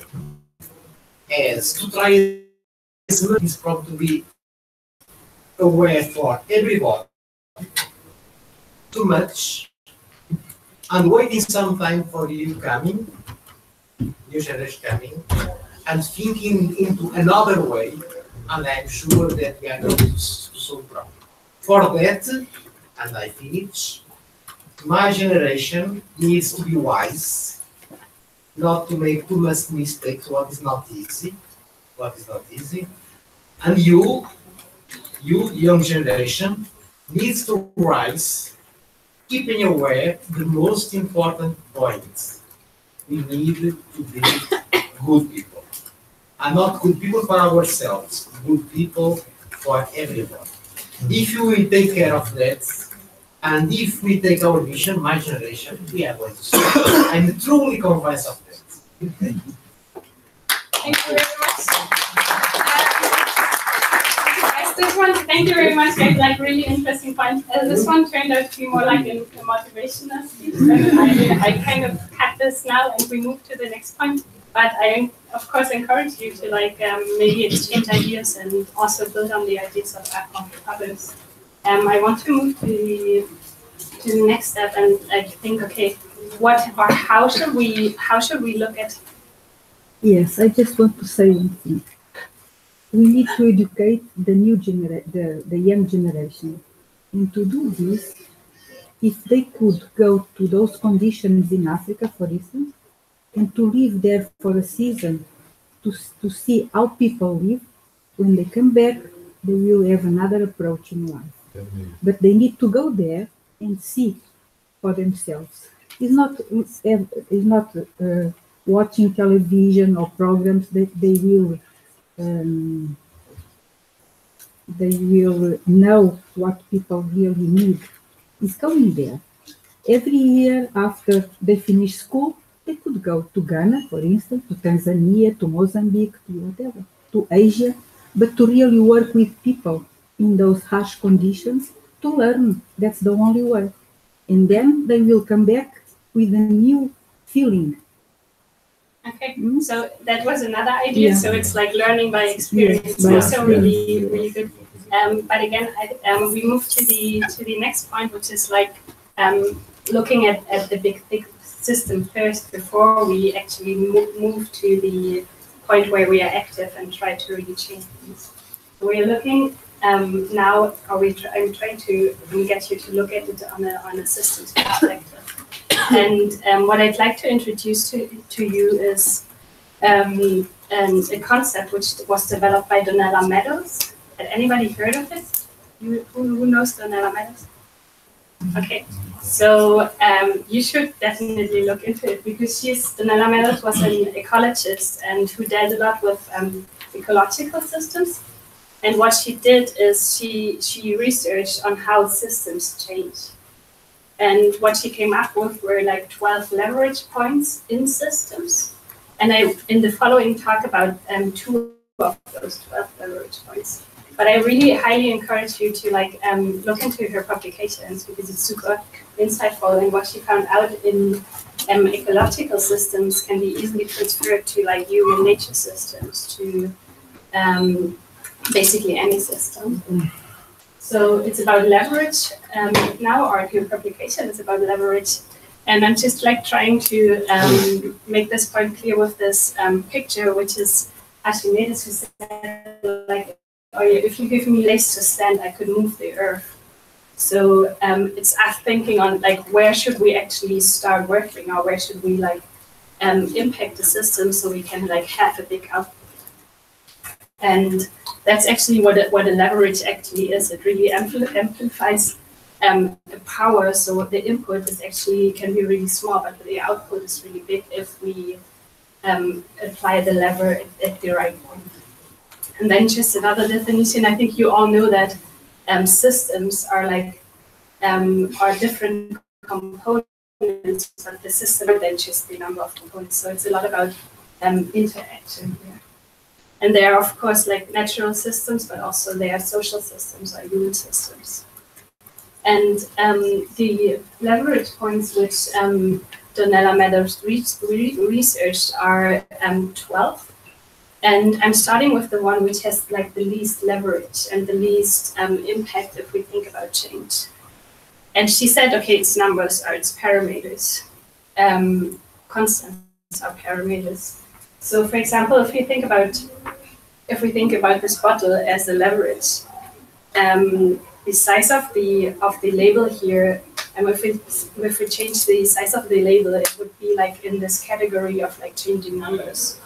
But what's interesting here is that Donella Meadows said that probably 95, 99% of our attention goes to parameters, but there is not a lot of leverage into them. Not that parameters aren't important, they can be, especially in the short term and to the individuals who are directly standing in the flow. People care deeply about parameters and fight fierce battles over them, but they rarely change behavior. So I'm putting this out here because also when we or the UN or everybody who's like trying to make change, most of our attention really goes to changing parameters, and the parameter would be like increased percentage in the yield, for example, or would be to have 20% of renewable energy by 2020 in Europe. So it's a lot about numbers, or it would be like, as I said, maybe in order to produce less waste, it would be like changing the size of the label or changing the size of the bottle. And it's interesting to see that what she said, okay, most of our attention, 99%, in the change that we try to do is actually about those parameters, but they have the lowest impact. She also emphasizes saying, okay, they are not important and people can really feel the change sometimes. So if, for example, if something is introduced about a new regulation is introduced about air quality and people live in a specific area, of course, there's going to be change. But they never really affect the whole system itself, or they also never really question the whole system. What Donella Meadows did is that she kind of formulated 12 different leverages, and I'm not going too deep into them, but as I said, I encourage you to look into them. Another leverage points would be like feedback loops, or the size of buffers in systems and stuff. But one which I'd like to talk about, and it's number 2, so it's the one with like a major impact, is like mindsets or paradigms that systems arise from. So she says that if you manage to change a paradigm on how things are believe things should be done, you reach a way bigger impact. So for example, changing a paradigm would be to move from a monarchy to a democracy. And I think when you think about it, on how much change it can provoke in a society, it's obvious that when you change the whole mindset, the impact can be really big. And it's interesting that you brought this quote because I put it here as well. So that's Albert Einstein. He said, "Yeah, you cannot solve a problem from the same consciousness that you created it. You must learn to see the new world. So you must learn to work under different paradigms." So I think it's our challenge as a young generation to think, okay, the way how we've done things in the older generations, are they still right, or should we think about things differently? Should we try to really get out of the box and look at the box itself and not try to make smaller changes in the box? And what I'd like to do in the following is just to introduce you to 3 mindsets, methods, which I think are new paradigms, and which I would like to encourage you to look at into more detail and maybe try to think, okay, where you could apply it maybe to your work, or where you could challenge the way you live yourself. And the first one is also one that you already mentioned. It's circular economy. Yeah, and as I made the rule, I'm not reading out anything. I'd like Lan to read out the definition of circular economy. A circular economy is an alternative to a traditional linear economy. Make, use, dispose. In which you keep resources in use for as long as possible, extract the maximum value from them whilst in use, then recover and regenerate products and materials at the end of each service cycle. Service life. Okay. Yeah, it's pretty. In a way, it's pretty obvious, and the name speaks for itself. So it's like a cycle in which resources are used. And if I'm using this bottle again. If you think of it, okay, you might think, okay, it has this sign here, so it's a matter of fact, global perspective, percent of plastic is really recycled. So it's kind of something that we like to believe, but the facts are different. It's really circular economy is really a new way of thinking on how we produce and how we use our resources. So the common way, and that's how what we are used to, is really to think of this. Okay, make, use, and then dispose, because they end up as waste, and then nobody cares. Or resources end up as waste, and nobody cares about it. But we definitely have to do this. And then there's just one example which I found super powerful. So it's that in 1 ton of waste of used phones or mobile phones, there's 30 times more gold than you would find in 1 ton of ore or earth. So it's okay, how do we look at resources? We all use our phones and we just throw them away, and they end up in a bin, and they end up on a. And then on the other hand, we are still cutting down forests in order to get ores where we should know, or we can know that it's way less efficient to dig there and find the gold, whilst we are on the other hand just throwing stuff away. So a circular model here would be that, for example, we don't buy our cell phones, but they are provided from the company, and then we give them back, and they use the phones, dismantle them, and then reuse the ore which is put into it and all the other material as well. So it's kept in a cycle, and we don't need to, at the one side, put this stuff away, put it as just discard it as waste, and on the other hand, always get new materials to rebuild our phones. And because I find it quite inspiring, I want to just share with you a few cases or use cases which work in the circular economy model.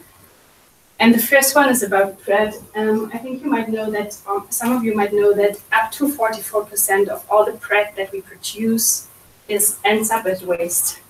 And there is this nice company which is called Toast, and they use bread and they substitute the wheat and the material that they need for brewing beer, and that's what they make out of it. Yeah. So it's toast. So it's beer made from fat. It's beer made from a resource which would otherwise go to waste. I find it interesting, and it also tastes good. There's another example of an industry sector which is super wasteful, which is fashion. So if you think about how it's done in our days, is that you have a collection each summer or each winter, and the ones who pay attention for it, they just like empty their wardrobe every half year because you're not in fashion anymore. Which is maybe not so important for a student, that's because we like don't have the resources to change everything. But in general, how it's done, it's super cheap. We can use it for a year or two, and then it goes to then it just goes to the bin. And the implication on this are like massive as well, because it uses a lot of resources, and then our used materials often are shipped to like the African continent, and then they destroy the economy of like local trailers or local clothes production. But there are other companies, and one which I like. It's a Brazilian company, and they use, for example, 80% of their clothing material out of recycled material. So they use what we call waste now. Everything is like open source. They have non-toxic cleaning, and what they also do, and what's interesting, is that they have a very limited stock. So you don't have a store which is filled with material, but it is on demand. And so everything they produce is really used or is really sold. Okay. So those are examples for like circular economy. And now I want to move to the second of the three different paradigms which I like to share with you, and it's biomimicry. I need a volunteer to read it out. Okay.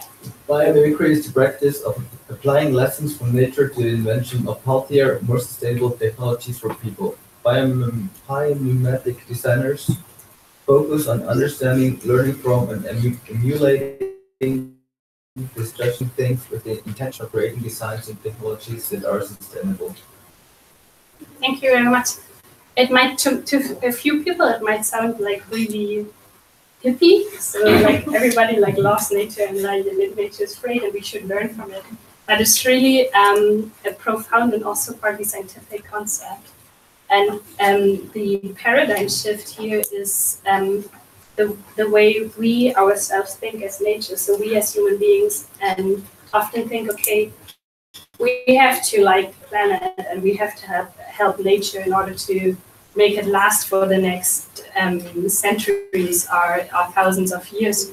But biomimicry kind of shifts that around and says, okay, the Earth itself like has existed for like 4.5 billion years, and throughout this time, nature has developed like really interesting concepts, really interesting material components which manage to sustain themselves over decades and over centuries. And we as human beings only appeared like if you put like the whole existence of the planet into 1 year, we only appeared like a few seconds ago. I mean, most of you maybe know this model from school. So if you put our whole existence as a planet or into a context, we as human beings are really the newbies. And biomimicry says, okay, we are really new here, so we should look at nature as a teacher and see which concept nature has developed in order to sustain itself for a longer life, and for not only a life but also a fruitful and decent life, a life with prosperity. Yeah. So we do a little example here. So to me on what biomimicry is. So I'd like to ask you on how you think about CO2 and how you think CO2 should be looked at or how it should be treated. Hands up for anybody who has like an idea. Can you rephrase the question, please?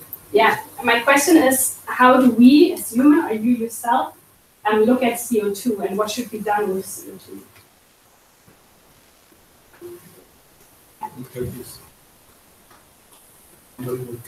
Yeah. Plants can't live without CO2. Yeah, that's a good question. It's a resource. It sustains more life. It should just be managed properly. Because it's it's a part of the plant photosynthesis. We're talking about making the food per kilo. Sorry, can't find my words. I'm going to explain. If we look at acres, we should try to manage acres that are not only flat but more three-dimensional structures, because then with the sunlight, the CO2,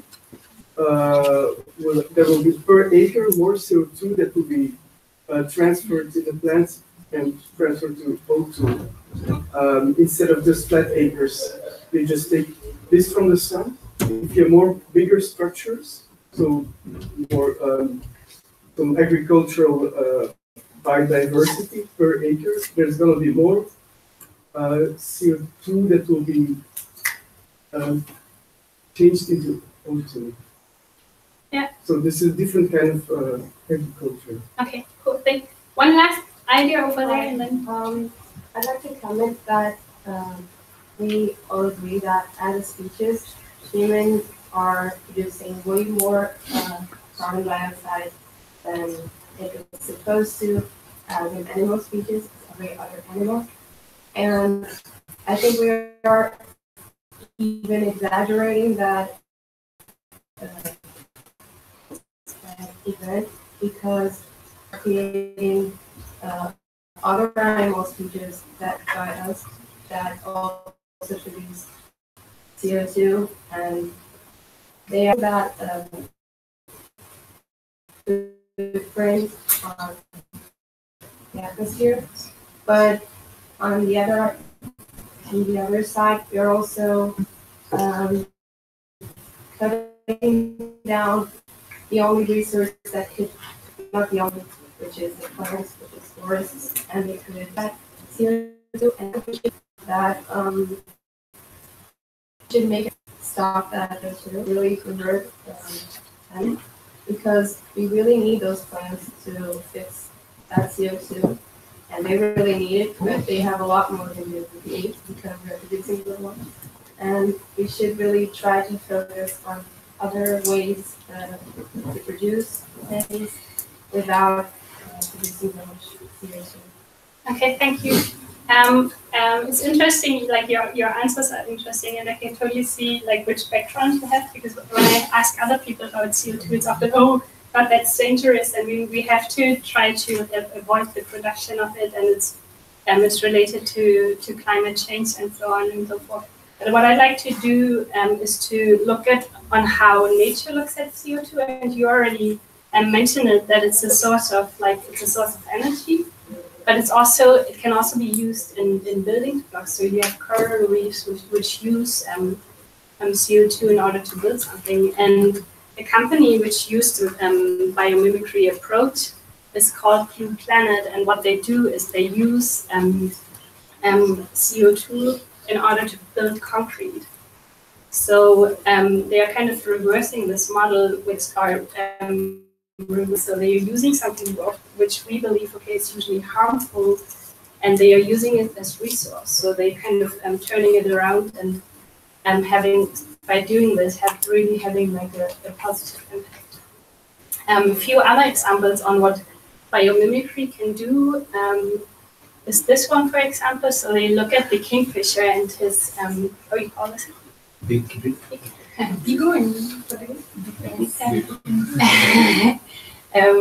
Yeah, and they had it's an example from Japan where they built this train, and the problem was that when it entered into the tunnel, it made a huge noise because of the pressure difference, and then they had to like rebuild it, and they they looked at the kingfisher and saw, okay, it enters a different medium, so it enters different pressure, but it does it without any splash or without any disturbance.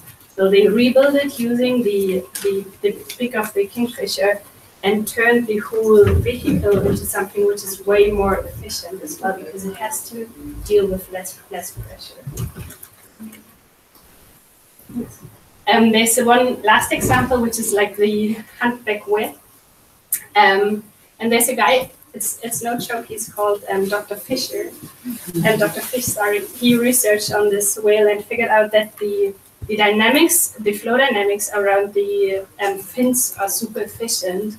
And they adopted it using, I hope you can see it, it's like for wind turbines, and figured out a model which is 30% more efficient than any other wind turbines. So there's a lot to discover from nature, and I also encourage you to look into it. There's a website called Ask Nature, and there are examples for engineers to use concepts of nature. And there's the last paradigm shift, which I'd like to introduce to you, and some already are familiar with it, and the ones who did the design thinking training yesterday itself is also a method for innovation which puts the user back into the center of attention. And the way how we looked at innovation throughout the last decades was often from like a technological perspective. So we were thinking, okay, what can engineers do? And then we just did it, and only afterwards finding out that it's maybe of non-use, or nobody's really interested in it. And by looking at us, our human beings first, and thinking, okay, what do we really need? What are our needs? And designing things in according to those needs, we can make sure that the way how we use resources is just way more efficient. And I'm just having like two examples on to show you the impact of this. So you also already know the examples, but this one is an MRI scan, which is done by Dr. Duclas, who is like a famous engineer and designer, and he developed it and went to, he got like many prizes for it. He was like super happy about it, but he went to a hospital and saw, okay, 80% of the children who are there, they just hate his device and they are not going in. They have to be sedated to go in. And what people did by using a design thinking approach is they really focused on children, and they looked at, okay, how do children work and how do they think or perceive the world? And then they found out, okay, what the problem is that really this thing, that it's narrow, it's dark, and it's loud, and in this case, children don't like it. But they like it in other circumstances. So if you think of like Disneyland or an adventure park, young children are super like happy to like do this. So what they did, they kind of flipped the whole thing around and created like MRI scans which look like that. And a little bit, it's funny, or it's a childish approach, but if you really think how powerful it can be to like listen and understand people and their needs, and then design in accordance to those needs, it can be a really powerful approach. And then there's my last example here. The girls are like pushing me over time. It's one thing which was done in Nepal, where the rate of children which die on a very early age due to like premature birth is super high. So there are many kids who die because of improper care. And then there was a design thinking team who tried to do something about that. And the most conventional approach, like an approach coming from a technological aspect, would be, okay, let's get incubators and let's stuff the hospitals there with incubators. But what they found out is that the people in the rural area, they would never go to the hospital to give birth to their children there, especially if it's like an incident of urgency where you don't know that you're delivering too fast. And then what they developed is something which they called the embrace warmer. So it's more like a sleeping bag which can be heated constantly by applying means which are existent in the rural area.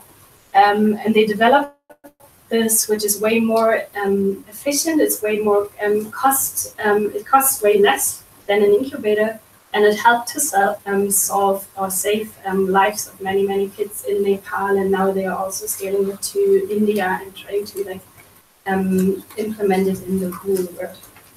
So that's where I'd like to, or have to, finish my presentation. I'm not sure whether we have still time for Q&As, but I'm around for today and tomorrow. And if you have ideas, questions, whatever you.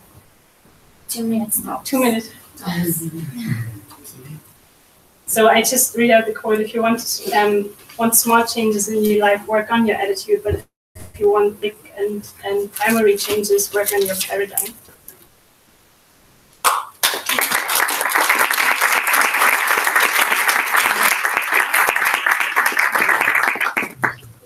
Any questions, comments? I'm not sure whether that's a good sign or bad sign. Maybe it's easier over coffee. Yeah. Okay, so we say you really 2 had, minutes. yeah, you really had interesting discussion throughout the presentation. Now we're taking a short coffee break of 10 minutes. So if you would like to discuss something, there's I just hope we still have to. Thank you for Yes. your presentation. Thank you.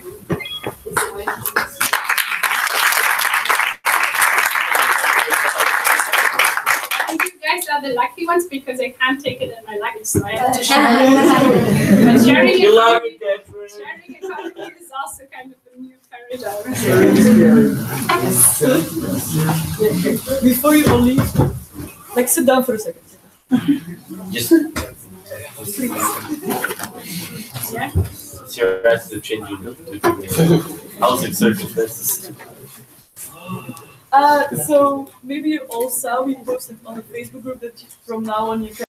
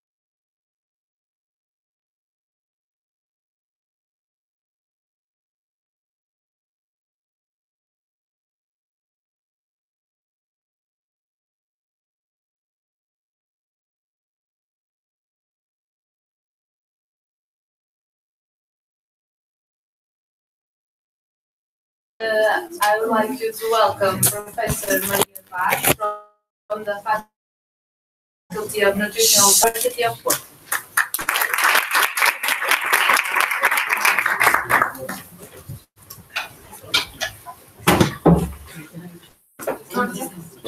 Okay, good morning, everyone. Even what time is it, please? 12, so it should be good afternoon? It's not, because we didn't have lunch yet. So, and lunch marks the border, frontier between the morning and the afternoon. Okay, so we, at least here in Portugal, for us, lunch is so important that we say, what time is it? Well, it's lunchtime. Okay, and then if you didn't have lunch yet, it's still good morning. So I begin my presentation just by thanking the organization to have invited me and to say that I'm a nutritionist and that I've been working most of my life in public health nutrition and community nutrition. And you may be thinking, what is a nutritionist doing here? We are studying and we are researching in agriculture. And of course, we know that nutrition and agriculture are very interconnected, and what you research and what you study will have a strong impact in what we eat.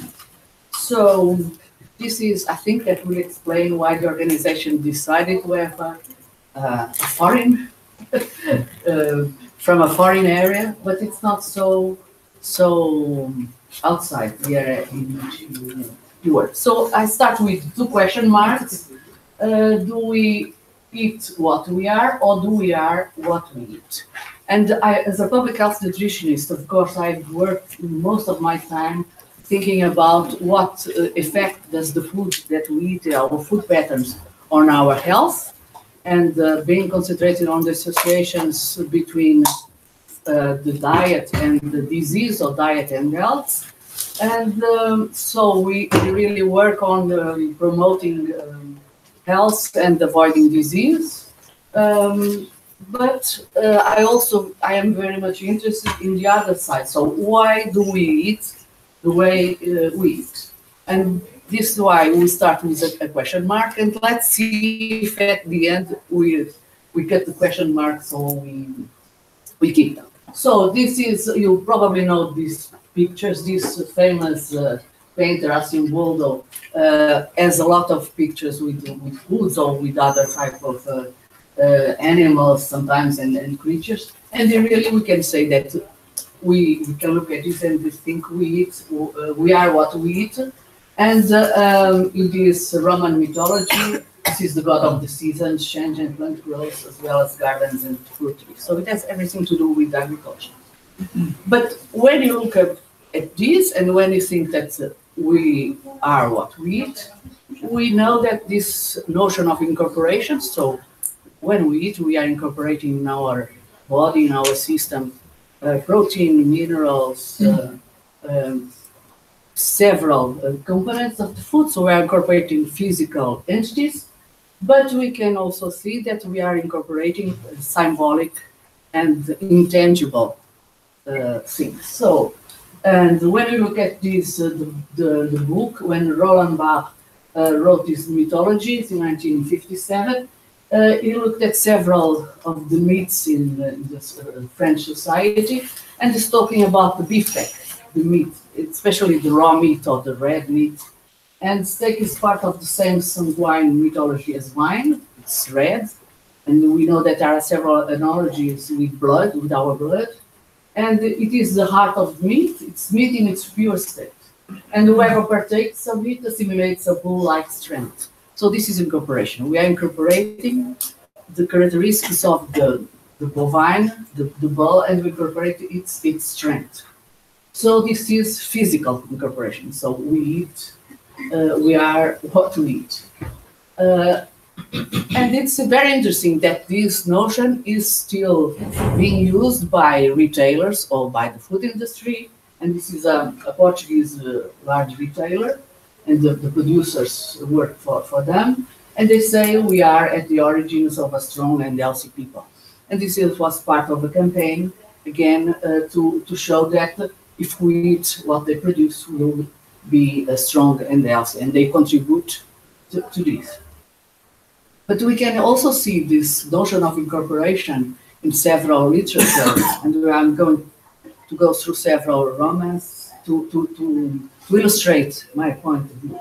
So here you can see Gabriel Garcia Marques, this book, No One Writes to the Colonel, and the Syrian talking to him will say, hide your cat, Colonel, the boys will steal it to sell it to the circus. And he replied, well, this is not a wild animal show, so it's not a circus with wild animals. But what the point of Syrian was that it's that they will, the acrobats, people working and doing those shows, they will eat cats, not to break their bones.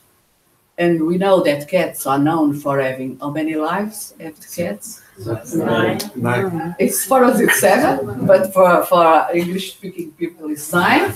And we know that sometimes they fall from very high heights and they don't break their bones. Well, sometimes they do, but their plasticity and their anatomy and the way they move, it's really very.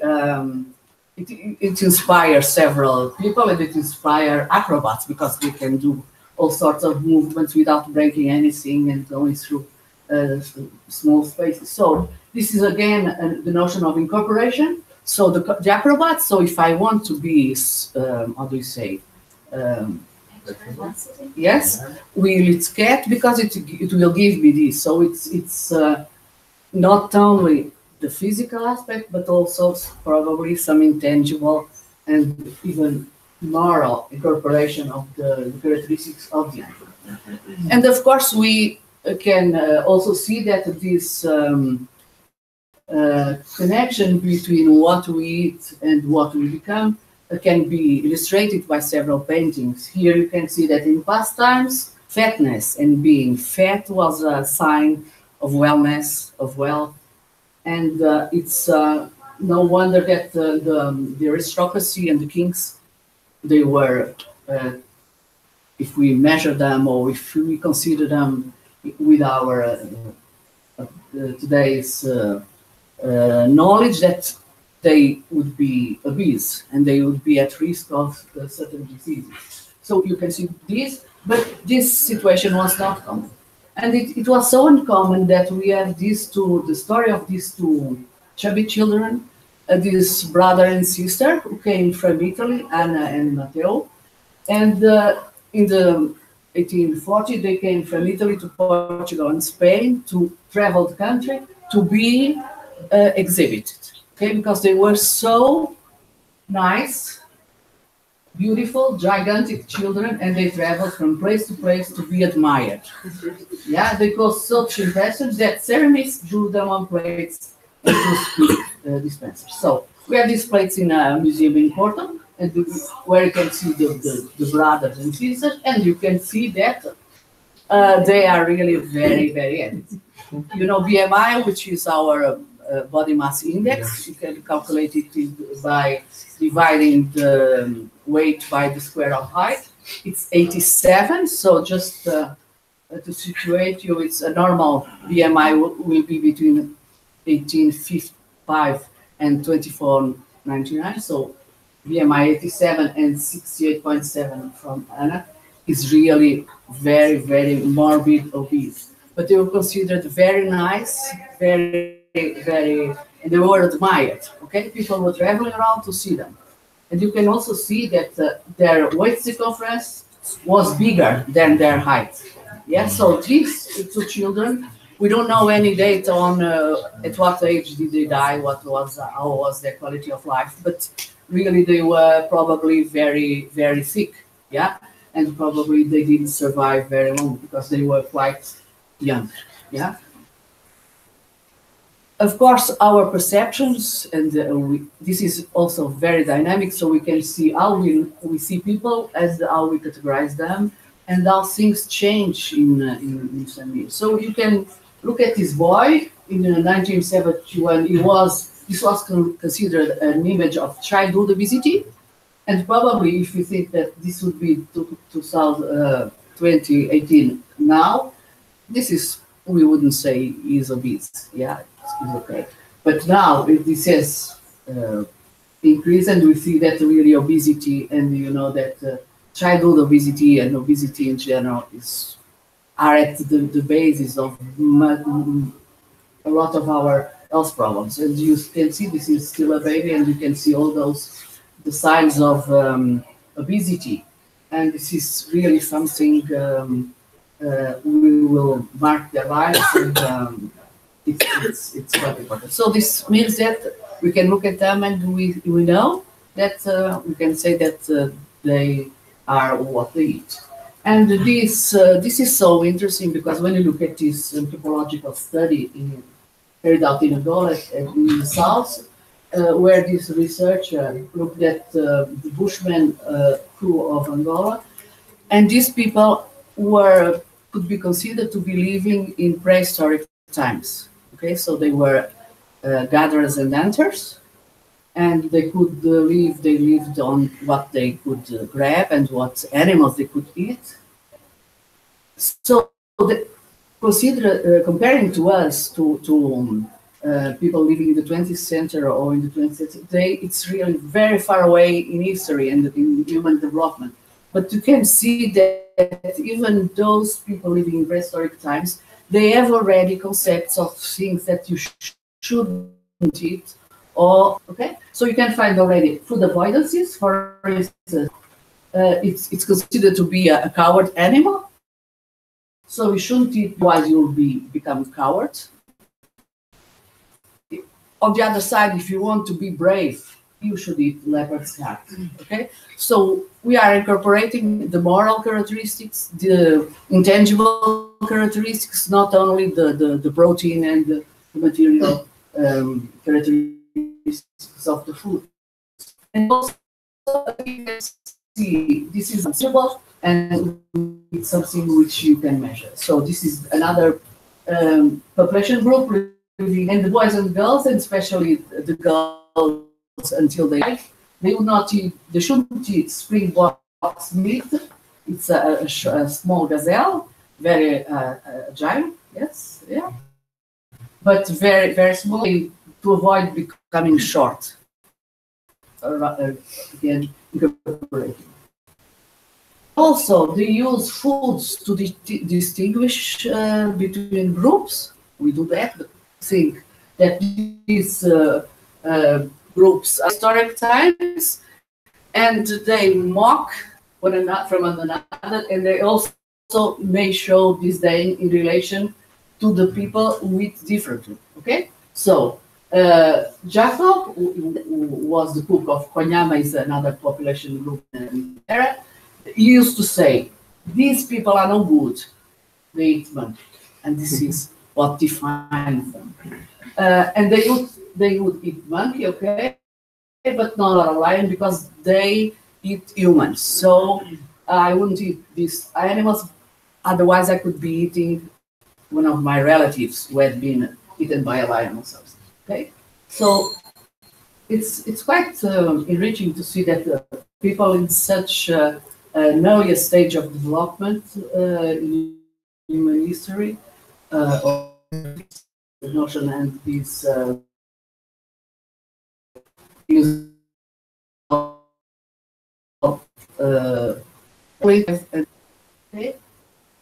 So we can say that tell me, and this is you are no good, so you're not a good person.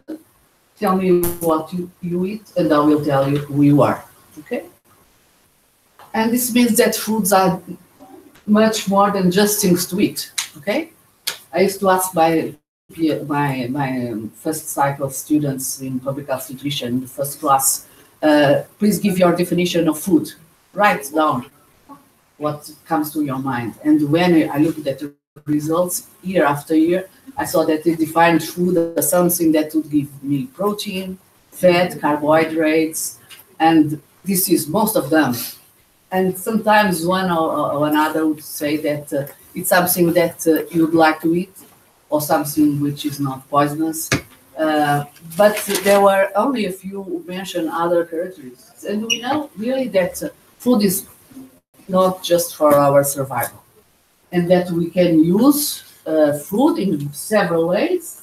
And we can see that through the life cycle, we can use hurt or to punish, to show love, to show that we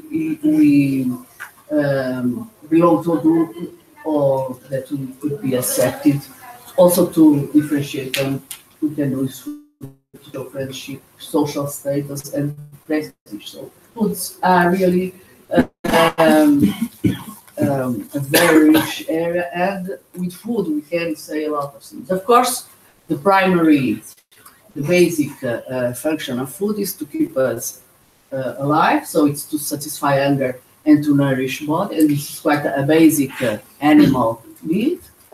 So we know that, for instance, if we are in a forest lost and we don't have, no one is coming to rescue us, we will eat anything, okay? But it's really when you don't have other options. But we know that we use food to initiate and maintain personal and business relationships. Usually, most of the businesses are done at the table, okay, discussing during a dinner or sometimes just a coffee. Also to demonstrate the nature and extent of relationships. So we invite someone to our home to have a meal or we have already some, we are close to that person. So usually we don't invite someone that we don't know at all. Sometimes we have to invite the boss to come for a dinner. But it also shows the nature and extent of relationships. So it provides community to express love and affection. So usually you give chocolates if you want to show your affection. Also to express individuality. So probably in these groups we have a lot of things in common in relation to what we eat. But each one of us will have a distinct feature, and it will enable us to express our individuality within a group. And also, but could be also to proclaim an independence from a group, to demonstrate that you belong to it, and to face psychological or emotional stress. Also, to prevent, to avoid disease and to diagnose and also to treat. To exert political and economical power. We know that, for instance, donor countries sometimes they give away the food that they don't want anymore. They send foods that are not culturally adapted to society, which is being sent, and it doesn't mean that people who need food they will eat it because it's something they wouldn't accept. Okay, so to express moral attitudes in a time of plenty that we live now, I can show that I express my attitude of leading a life which is very rigorous. Or I probably can show that I avoid eating too much. And this is not that I don't want to eat plenty of food, but I'm marking a position. I'm showing that I am. I'm trying to remember the word in English. Frugal. That's it. Yes, frugality. I'm showing the frugality as a way of being balanced with nature and everything, and we shouldn't avoid have leftovers and all these things. To reward or to punish. We know that mothers sometimes say, if you don't eat the soup, you won't have dessert. And if you eat all your soup, you will have a chocolate in it. And this is a way, but you also can think what this means to the child's thinking. If we associate the soup of something which is obligatory and the chocolate is a reward, then if you want to have any type of intervention in education, nutrition education, you have to work these things. Okay? Piety, yes, piety. How do you say that? When you give someone a beggar, yeah, you also maybe give. And a few years ago, I was in Porto, going down. A child coming to me and she told me, please give me some money to buy a yogurt. And she added, it costs £1 or something, €1, okay? So she was begging for food, but she said, well, before she coined which is not worth. I'm going to update around the price. So give me some money for the yogurt, but please remember that it costs €1. Okay, so it's also we review, we express that we are assured this, and also to express wealth. Okay, we know that some foods are really markers of richness and wealth. So we are slowly moving to we eat what we are. And this is difficult to say in English, at least for a Portuguese speaking person. I'm just illustrating this by this small test of this book. And did anyone read The Magic Mountain? No? Okay. It tells the story of this young man, who is going to visit, which is in a sanatorium in Davos. It's a mountain, because he has tuberculosis. At the beginning of the 20th century, there were several sanatoriums built to treat, because there wasn't still an antibiotic to treat them. So they were, people were going to areas where the area was fresh and they had food, and this was a way of treating the disease. So he arrived, remember, he was arriving at the sanatorium to visit his cousin who is ill, and the first meal he was given was this. So the food was excellent. Before that, they sent back, they had sent back the bottle of wine because it wasn't at the right temperature, and the sick man. Okay, so the bottle was too cold or something. So, but the food was excellent: asparagus soup, stuffed tomatoes, roasted vegetable, and exceedingly well prepared sweet cheese and fruit. When you think now about people, certainly they wouldn't have these type of meals. So, and he had artery, so even if he wasn't, the appetite wasn't big, so he wasn't very hungry. But he always had a good, pure self-respect, even when he was not hungry. So he was not hungry, but to show self-respect, he would eat what he was being served. It shows what this person is. Okay?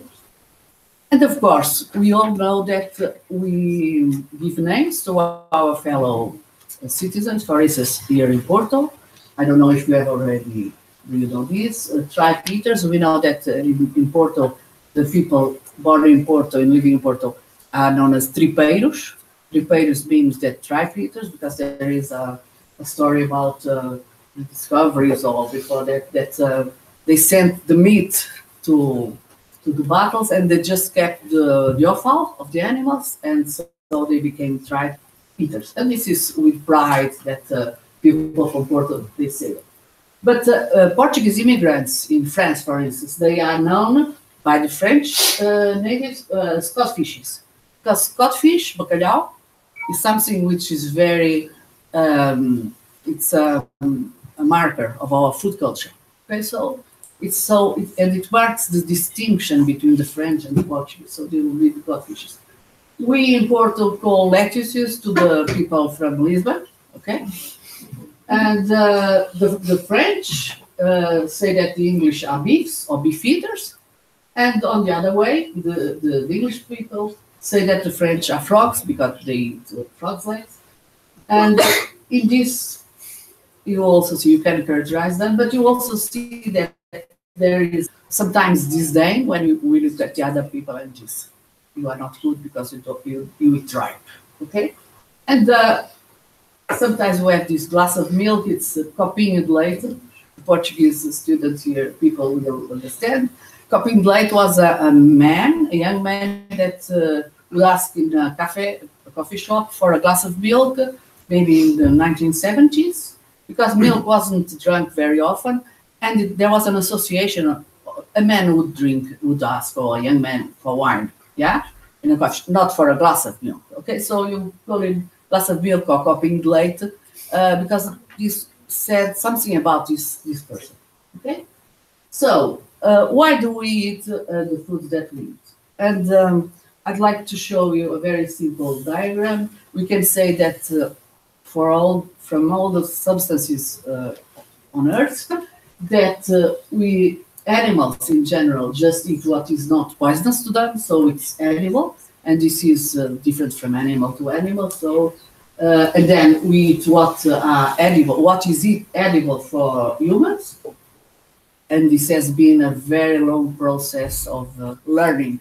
Yeah, we learn what is poisonous and what it's not. And some people say that, for instance, the bitterness in several vegetables was interpreted as a probability of being poisonous. And so this also may explain that we have much more difficulty in promoting consumption of vegetables, because probably it's in our genetic history. Yes, we carry all those millions of years of that. So, so we eat what is edible, and this, as other animals which are omnivorous, which means that they will eat anything, like rats, for instance, we know that they also learn how to very easily how to distinguish something which is poisonous from something not, and this is the same for us. And then you can see that there are several community groups which will eat differently, and then we have our choice of foods which will mark a difference between us. And this is again something that I asked my students in the first class of public health nutrition in several years, and I asked them to rate in this 5-point scale if they felt, think about this, very repulsive or very pleasant. And you can see that raw meat is not very pleasant, raw blood not also, monkey, but then you can look at the dog, okay? Dog is not, it's probably rates the lowest in those years. So why don't we eat dog? We have here, you know this? This is suckling pig. It's typical of the center of Portugal. It's Leitão à Bairrada. And this is very typical, and it's there are a lot of people traveling to have this meal, and you can look at this. So it's pig roasted in yogurt, and here you have 2 dogs in China. So, but we wouldn't eat this.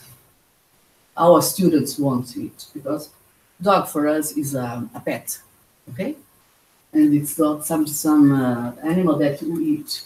And we also won't eat cat, even it's probably as nutritious as cows, okay? And probably will help us with our bone strength, okay? And some people now eat insects. We know that insects are very in fashion, and you can have a nice salad, okay, with insects. And we are reaching lunchtime, so is anyone very brave to try this at lunchtime? Okay. You don't count. You are okay. Okay, so it's nice. It's really good. So, but why do we eat some of these foods and why not? And some people even are very keen, and they are they can give a lot of money. They can pay a substantial amount of money to buy this coffee. And you can see this coffee is obtained by the cherries that have been eaten and passed through the digestive tract of this fellow. Okay, so it's so nice, the coffee, that it's worthwhile paying a lot to have something that an animal has eaten. Of course, it's not digested, and it comes on the other side. Of course, it's hygienically processed. And I ask in this room, would you like to try? Okay. Yeah? Okay. Okay. Okay. It runs out of the Yeah, it's nothing. It's just peanuts. It's peanuts, you know? Food again. So we say we have a lot of expressions. Now they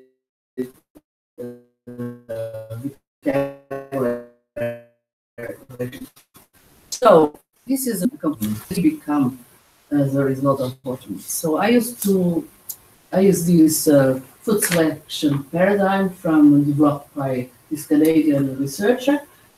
Some people say, well, this is too simple. So we should have a more complex paradigm. But I think in this one, we have a lot of the facts that explain what we need. So we can say that we'll start by availability. So if we don't have a food, we won't eat. So if there isn't, we are in the middle of the desert, and we don't have pineapple, we won't eat. But then you have also accessibility. So nowadays, with foods produced and traveling all around the world, we can say that we can go to a supermarket in Porto and find all types of fruits and animals and other types of fruits. But I need to have money to access it, it needs to be affordable. So otherwise, the food is there, but I cannot buy it. But I also need to accept it. I need to look at it and say, well, it's worthwhile trying, or I know it's okay. And then it also depends on individual choice. And these factors interconnect, influence each other. Okay? And this influence is not only on this, it's not one way influence, it's a two-way. So this means that, for instance, if a food is no longer eaten at a certain region, it does not make sense to keep producing it. And sometimes, for instance, we see that we had chestnuts in Portugal, chestnut trees. Chestnut was a very important food for European people. And before potato came to Europe, chestnuts was the staple of Europeans. And so we had a lot of our land covered with chestnut trees. But now you can see that these trees some have died, others have been cut down, because chestnut is not so much part of our diet. So we can see that if you no longer eat them, it's the same with some animals. You don't, there's no reason to have them.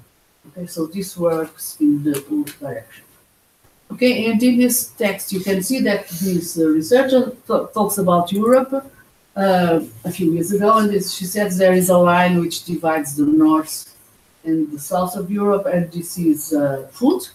So in the north, the drink is beer, the food is cooked in animal fat, and there are ample dairy products. Whereas in the south, in Italy, in Portugal, in south of France, Greece, the drink is wine, food is cooked in olive oil, and milk and butter are all central features of the diet. So it really tells quite a lot of Europeans a few years ago. Now the situation has changed quite a lot. And this was again availability. Okay, so you can say that these foods that they drink in the north, or that they eat and that we eat in the south, are marked by the availability, the physical availability, for instance, being produced or not. And you can look at this. You can look at this availability and accessibility from a macro perspective, or you can go down until the household, until the individual. And here we have some results of household budget surveys, and we can see that, for instance, there are marked difference between those households with illiterate at a household and compared to higher, especially for fruit. Okay, so you can see that people highly educated really eat more fruits in 1990, but also in 2000, and we have also recent data, and still it shows this, but not the case with vegetables. Yeah, in vegetables, it's even the opposite. Okay, and why do you think this is? Because usually when you think about, and you as agriculture students, you probably think about horticultural products, and you will think about fruit and vegetables, but are they different? You mean why there's a difference? I think vegetables, you can eat them in your main meal and they're cheap. And I think illiterate people, they have lesser lower incomes, so it's an easier way to provide food Yeah. for the main meals. Yes. But if you think that nowadays, when you think about vegetables, think a lot about salads and other types of vegetables, and they are probably quite expensive in relation to what they can provide to us. So we think that this is vegetables in soup, Portuguese people, and we know that Portuguese really soup with vegetables, and also that soup is a food that to be social, satisfied to have society. Okay, if you eat soup, it's expensive to put in a soup.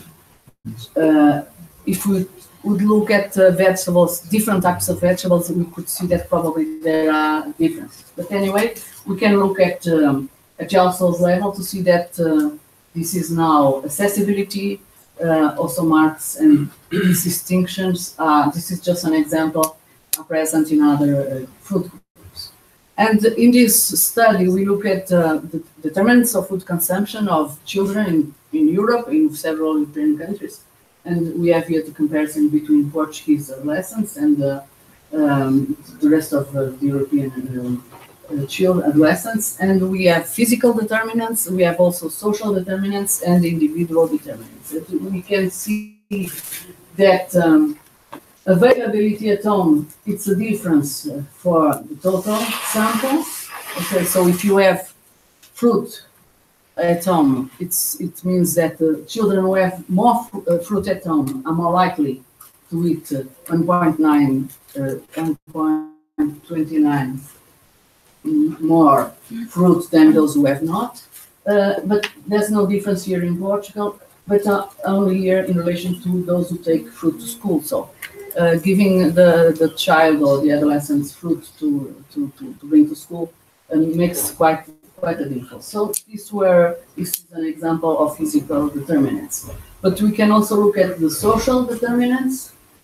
And of course, in this age group, the model, so the parents or the people who take care of the child, and the rules they have, it's quite the example. So they learn by the example. If the father doesn't eat vegetables or fruit or doesn't like, says, I don't like this, probably the child will also say, I don't like that also. So the model, it's not only for food, but other aspects. It's quite important. It's important not only for Portuguese, but also for the total sample. Family encouragement didn't play any special role, but obligation, sometimes you have to force them. Sometimes this is counterproductive. Permission did make a difference, but facilitation for the European, yes, it makes so. If someone in the family will cut the fruit, we'll prepare everything, we will eat easily. Do you know that what's the most liked accepted fruit here in Portugal for university boys? What would you say? Yes, banana. Yes, yes, and that's why it's very easy. Yeah, very easy to eat. So you don't have to just peel it. You don't have to have a knife or something. So facilitation. It's sometimes so if there is anyone to cut. Oh, this means that industry also thinks about it and packs and cuts fruits and packs the fruit and puts the fruit on shop so we can eat more easily if we are rushing from one to the other. And then we looked at the personal determinants of the children, and this is quite interesting that we know that knowledge is not everything, of course, but knowledge about fruits and vegetables, about it was very important for both groups, and it makes quite a difference. So if the child knew about these important aspects, but of course you don't look at this on its own. So you also look at the fact that they are preferred or they are liked, or if the person can have self-efficacy to eat the fruit. Okay, so and these factors, individual factors, really were identified, and this means that we are the consumption and what can make a difference if you identify, for instance, that this group is behind the recommendations for fruit and vegetables, for instance. So we go back to this paradigm again. We could talk about cultural aspects.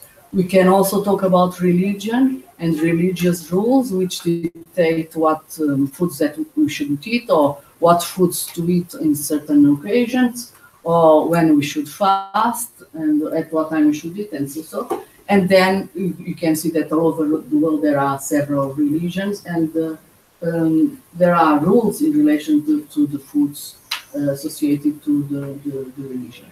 Okay, we've seen some aspects of economic and political influence, the social, psychological, and the individual choice. So we go back to this writer again, and he says he was sitting at a table, and he had a great lady, which was a woman in black with a dull flush on her cheeks. So she was quite gray, we would say in Portuguese. And when he looked at her, he didn't know her, and he thought, well, she's a seamstress or home dressmaker. And why did he think about it? Because she was only having for breakfast. Remember that this was the sanatorium in which she had plenty of foods to eat for breakfast. And she was only having coffee and buttered rolls. And since his childhood, he always associated this frugality and this consumption with coffee and buttered rolls. So we can say that we are what we eat, but also we eat what we are. And he was trying to guess what was the profession, what was the social class of this lady by what she was eating. So we are coming to our end. Just to remind that our human foodways are built, are developed, changing, and we have the foods we choose the methods that we can eat with our fingers, or we can eat with a fork, or we can eat with chopsticks, the number of meals a day, the time of eating, the size of the portion, make up foodways, and they are an integrated part of a coherent cultural pattern in which each custom and practice has a part to play. So this is a web of influences. So I think that we can end with taking out the question marks. Do you think so? Yes? Okay, so I think that we can say that we are both. Okay.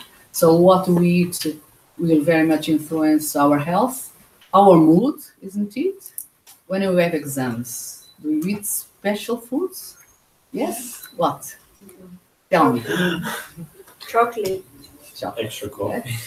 Extra coffee. Energetic drinks. Yeah. Less alcohol. Less alcohol. Okay. Sometimes you move to the energetic things like I can say the name, Red Bull and others. Okay. So and when we are in a bad mood, we can lose our appetite, or on the other end, we can eat a lot, and chocolates probably. Yeah, will be. So I think we are a combination of both, and I think with this we can go and have so much. And thank you for your attention.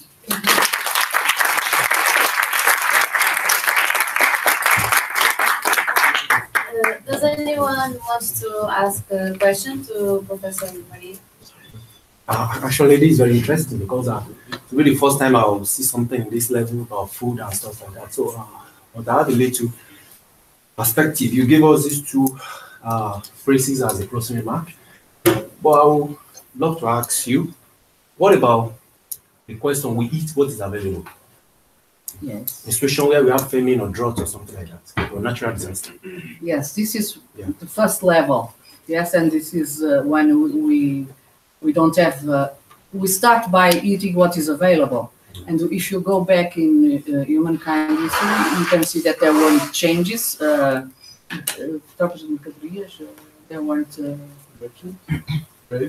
There wasn't trading of food, so we used to eat what was locally available, produced, or that we could pick. For instance, like the Bushmen in Angola. Yeah, so they were hunters and gatherers, and they would travel lots and lots of a big distance to collect some fruits or to have an animal, and they would eat any animal. Okay, any type of animal, even if the animal was dead, and they find it dead, they would still. But we can link that to history or in modern times. In modern times, Yeah. you still have this. Yeah. Yes, if you have to survive, you are not fussy, you are not picky. Yes, if you can say fussy, picky. So I can be picky with my food if I have a lot of options, but if there are no options, I will slowly move to accept other things. So this happens, and of course in countries and in situations like, for instance, refugees and all these movements, large movements of thousands of people that have to move because there is a war or there is a different regime or that force them to leave, that these people will really eat much more what is available. Yeah. But even so, this example of when I said that the countries may exert political or economical influence. For instance, I had in mind the example of milk being given to a population that was in need, and they wouldn't eat, they would drink milk. Milk was not part of their culture. So this country was giving them milk, but they didn't look first, what am I going to send, and will these people eat this? Okay, and when desperate to break that cultural rule.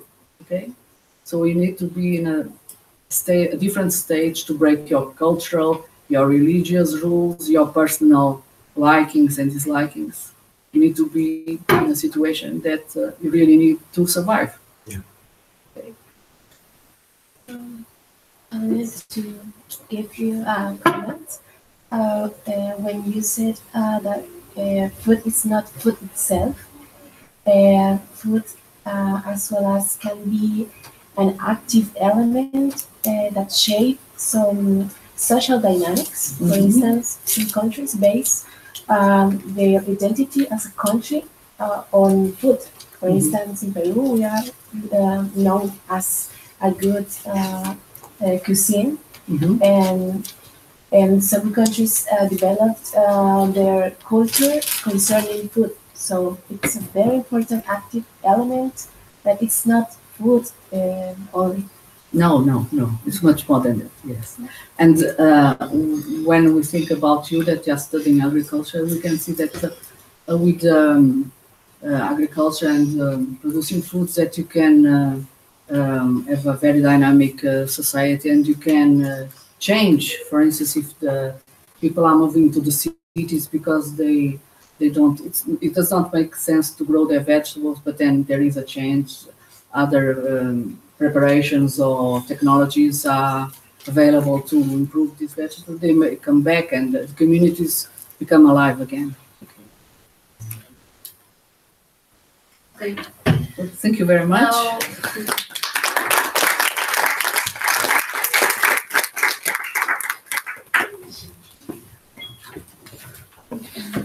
Okay. Thank you. So it's not chocolate. It's better. Okay, thank you. Thank you very much. Thank you. Wine with our colleague. Lucho, move out of the line. Yeah. Oops. It's still there, the light?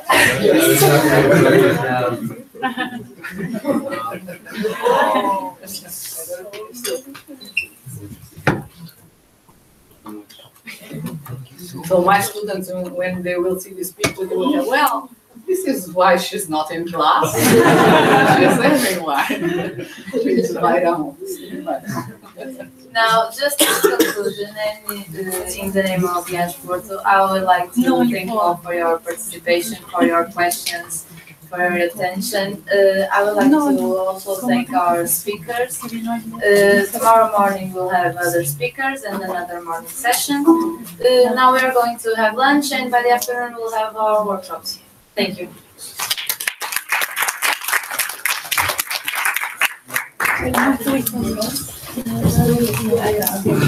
So you take all your things All with these you. lives.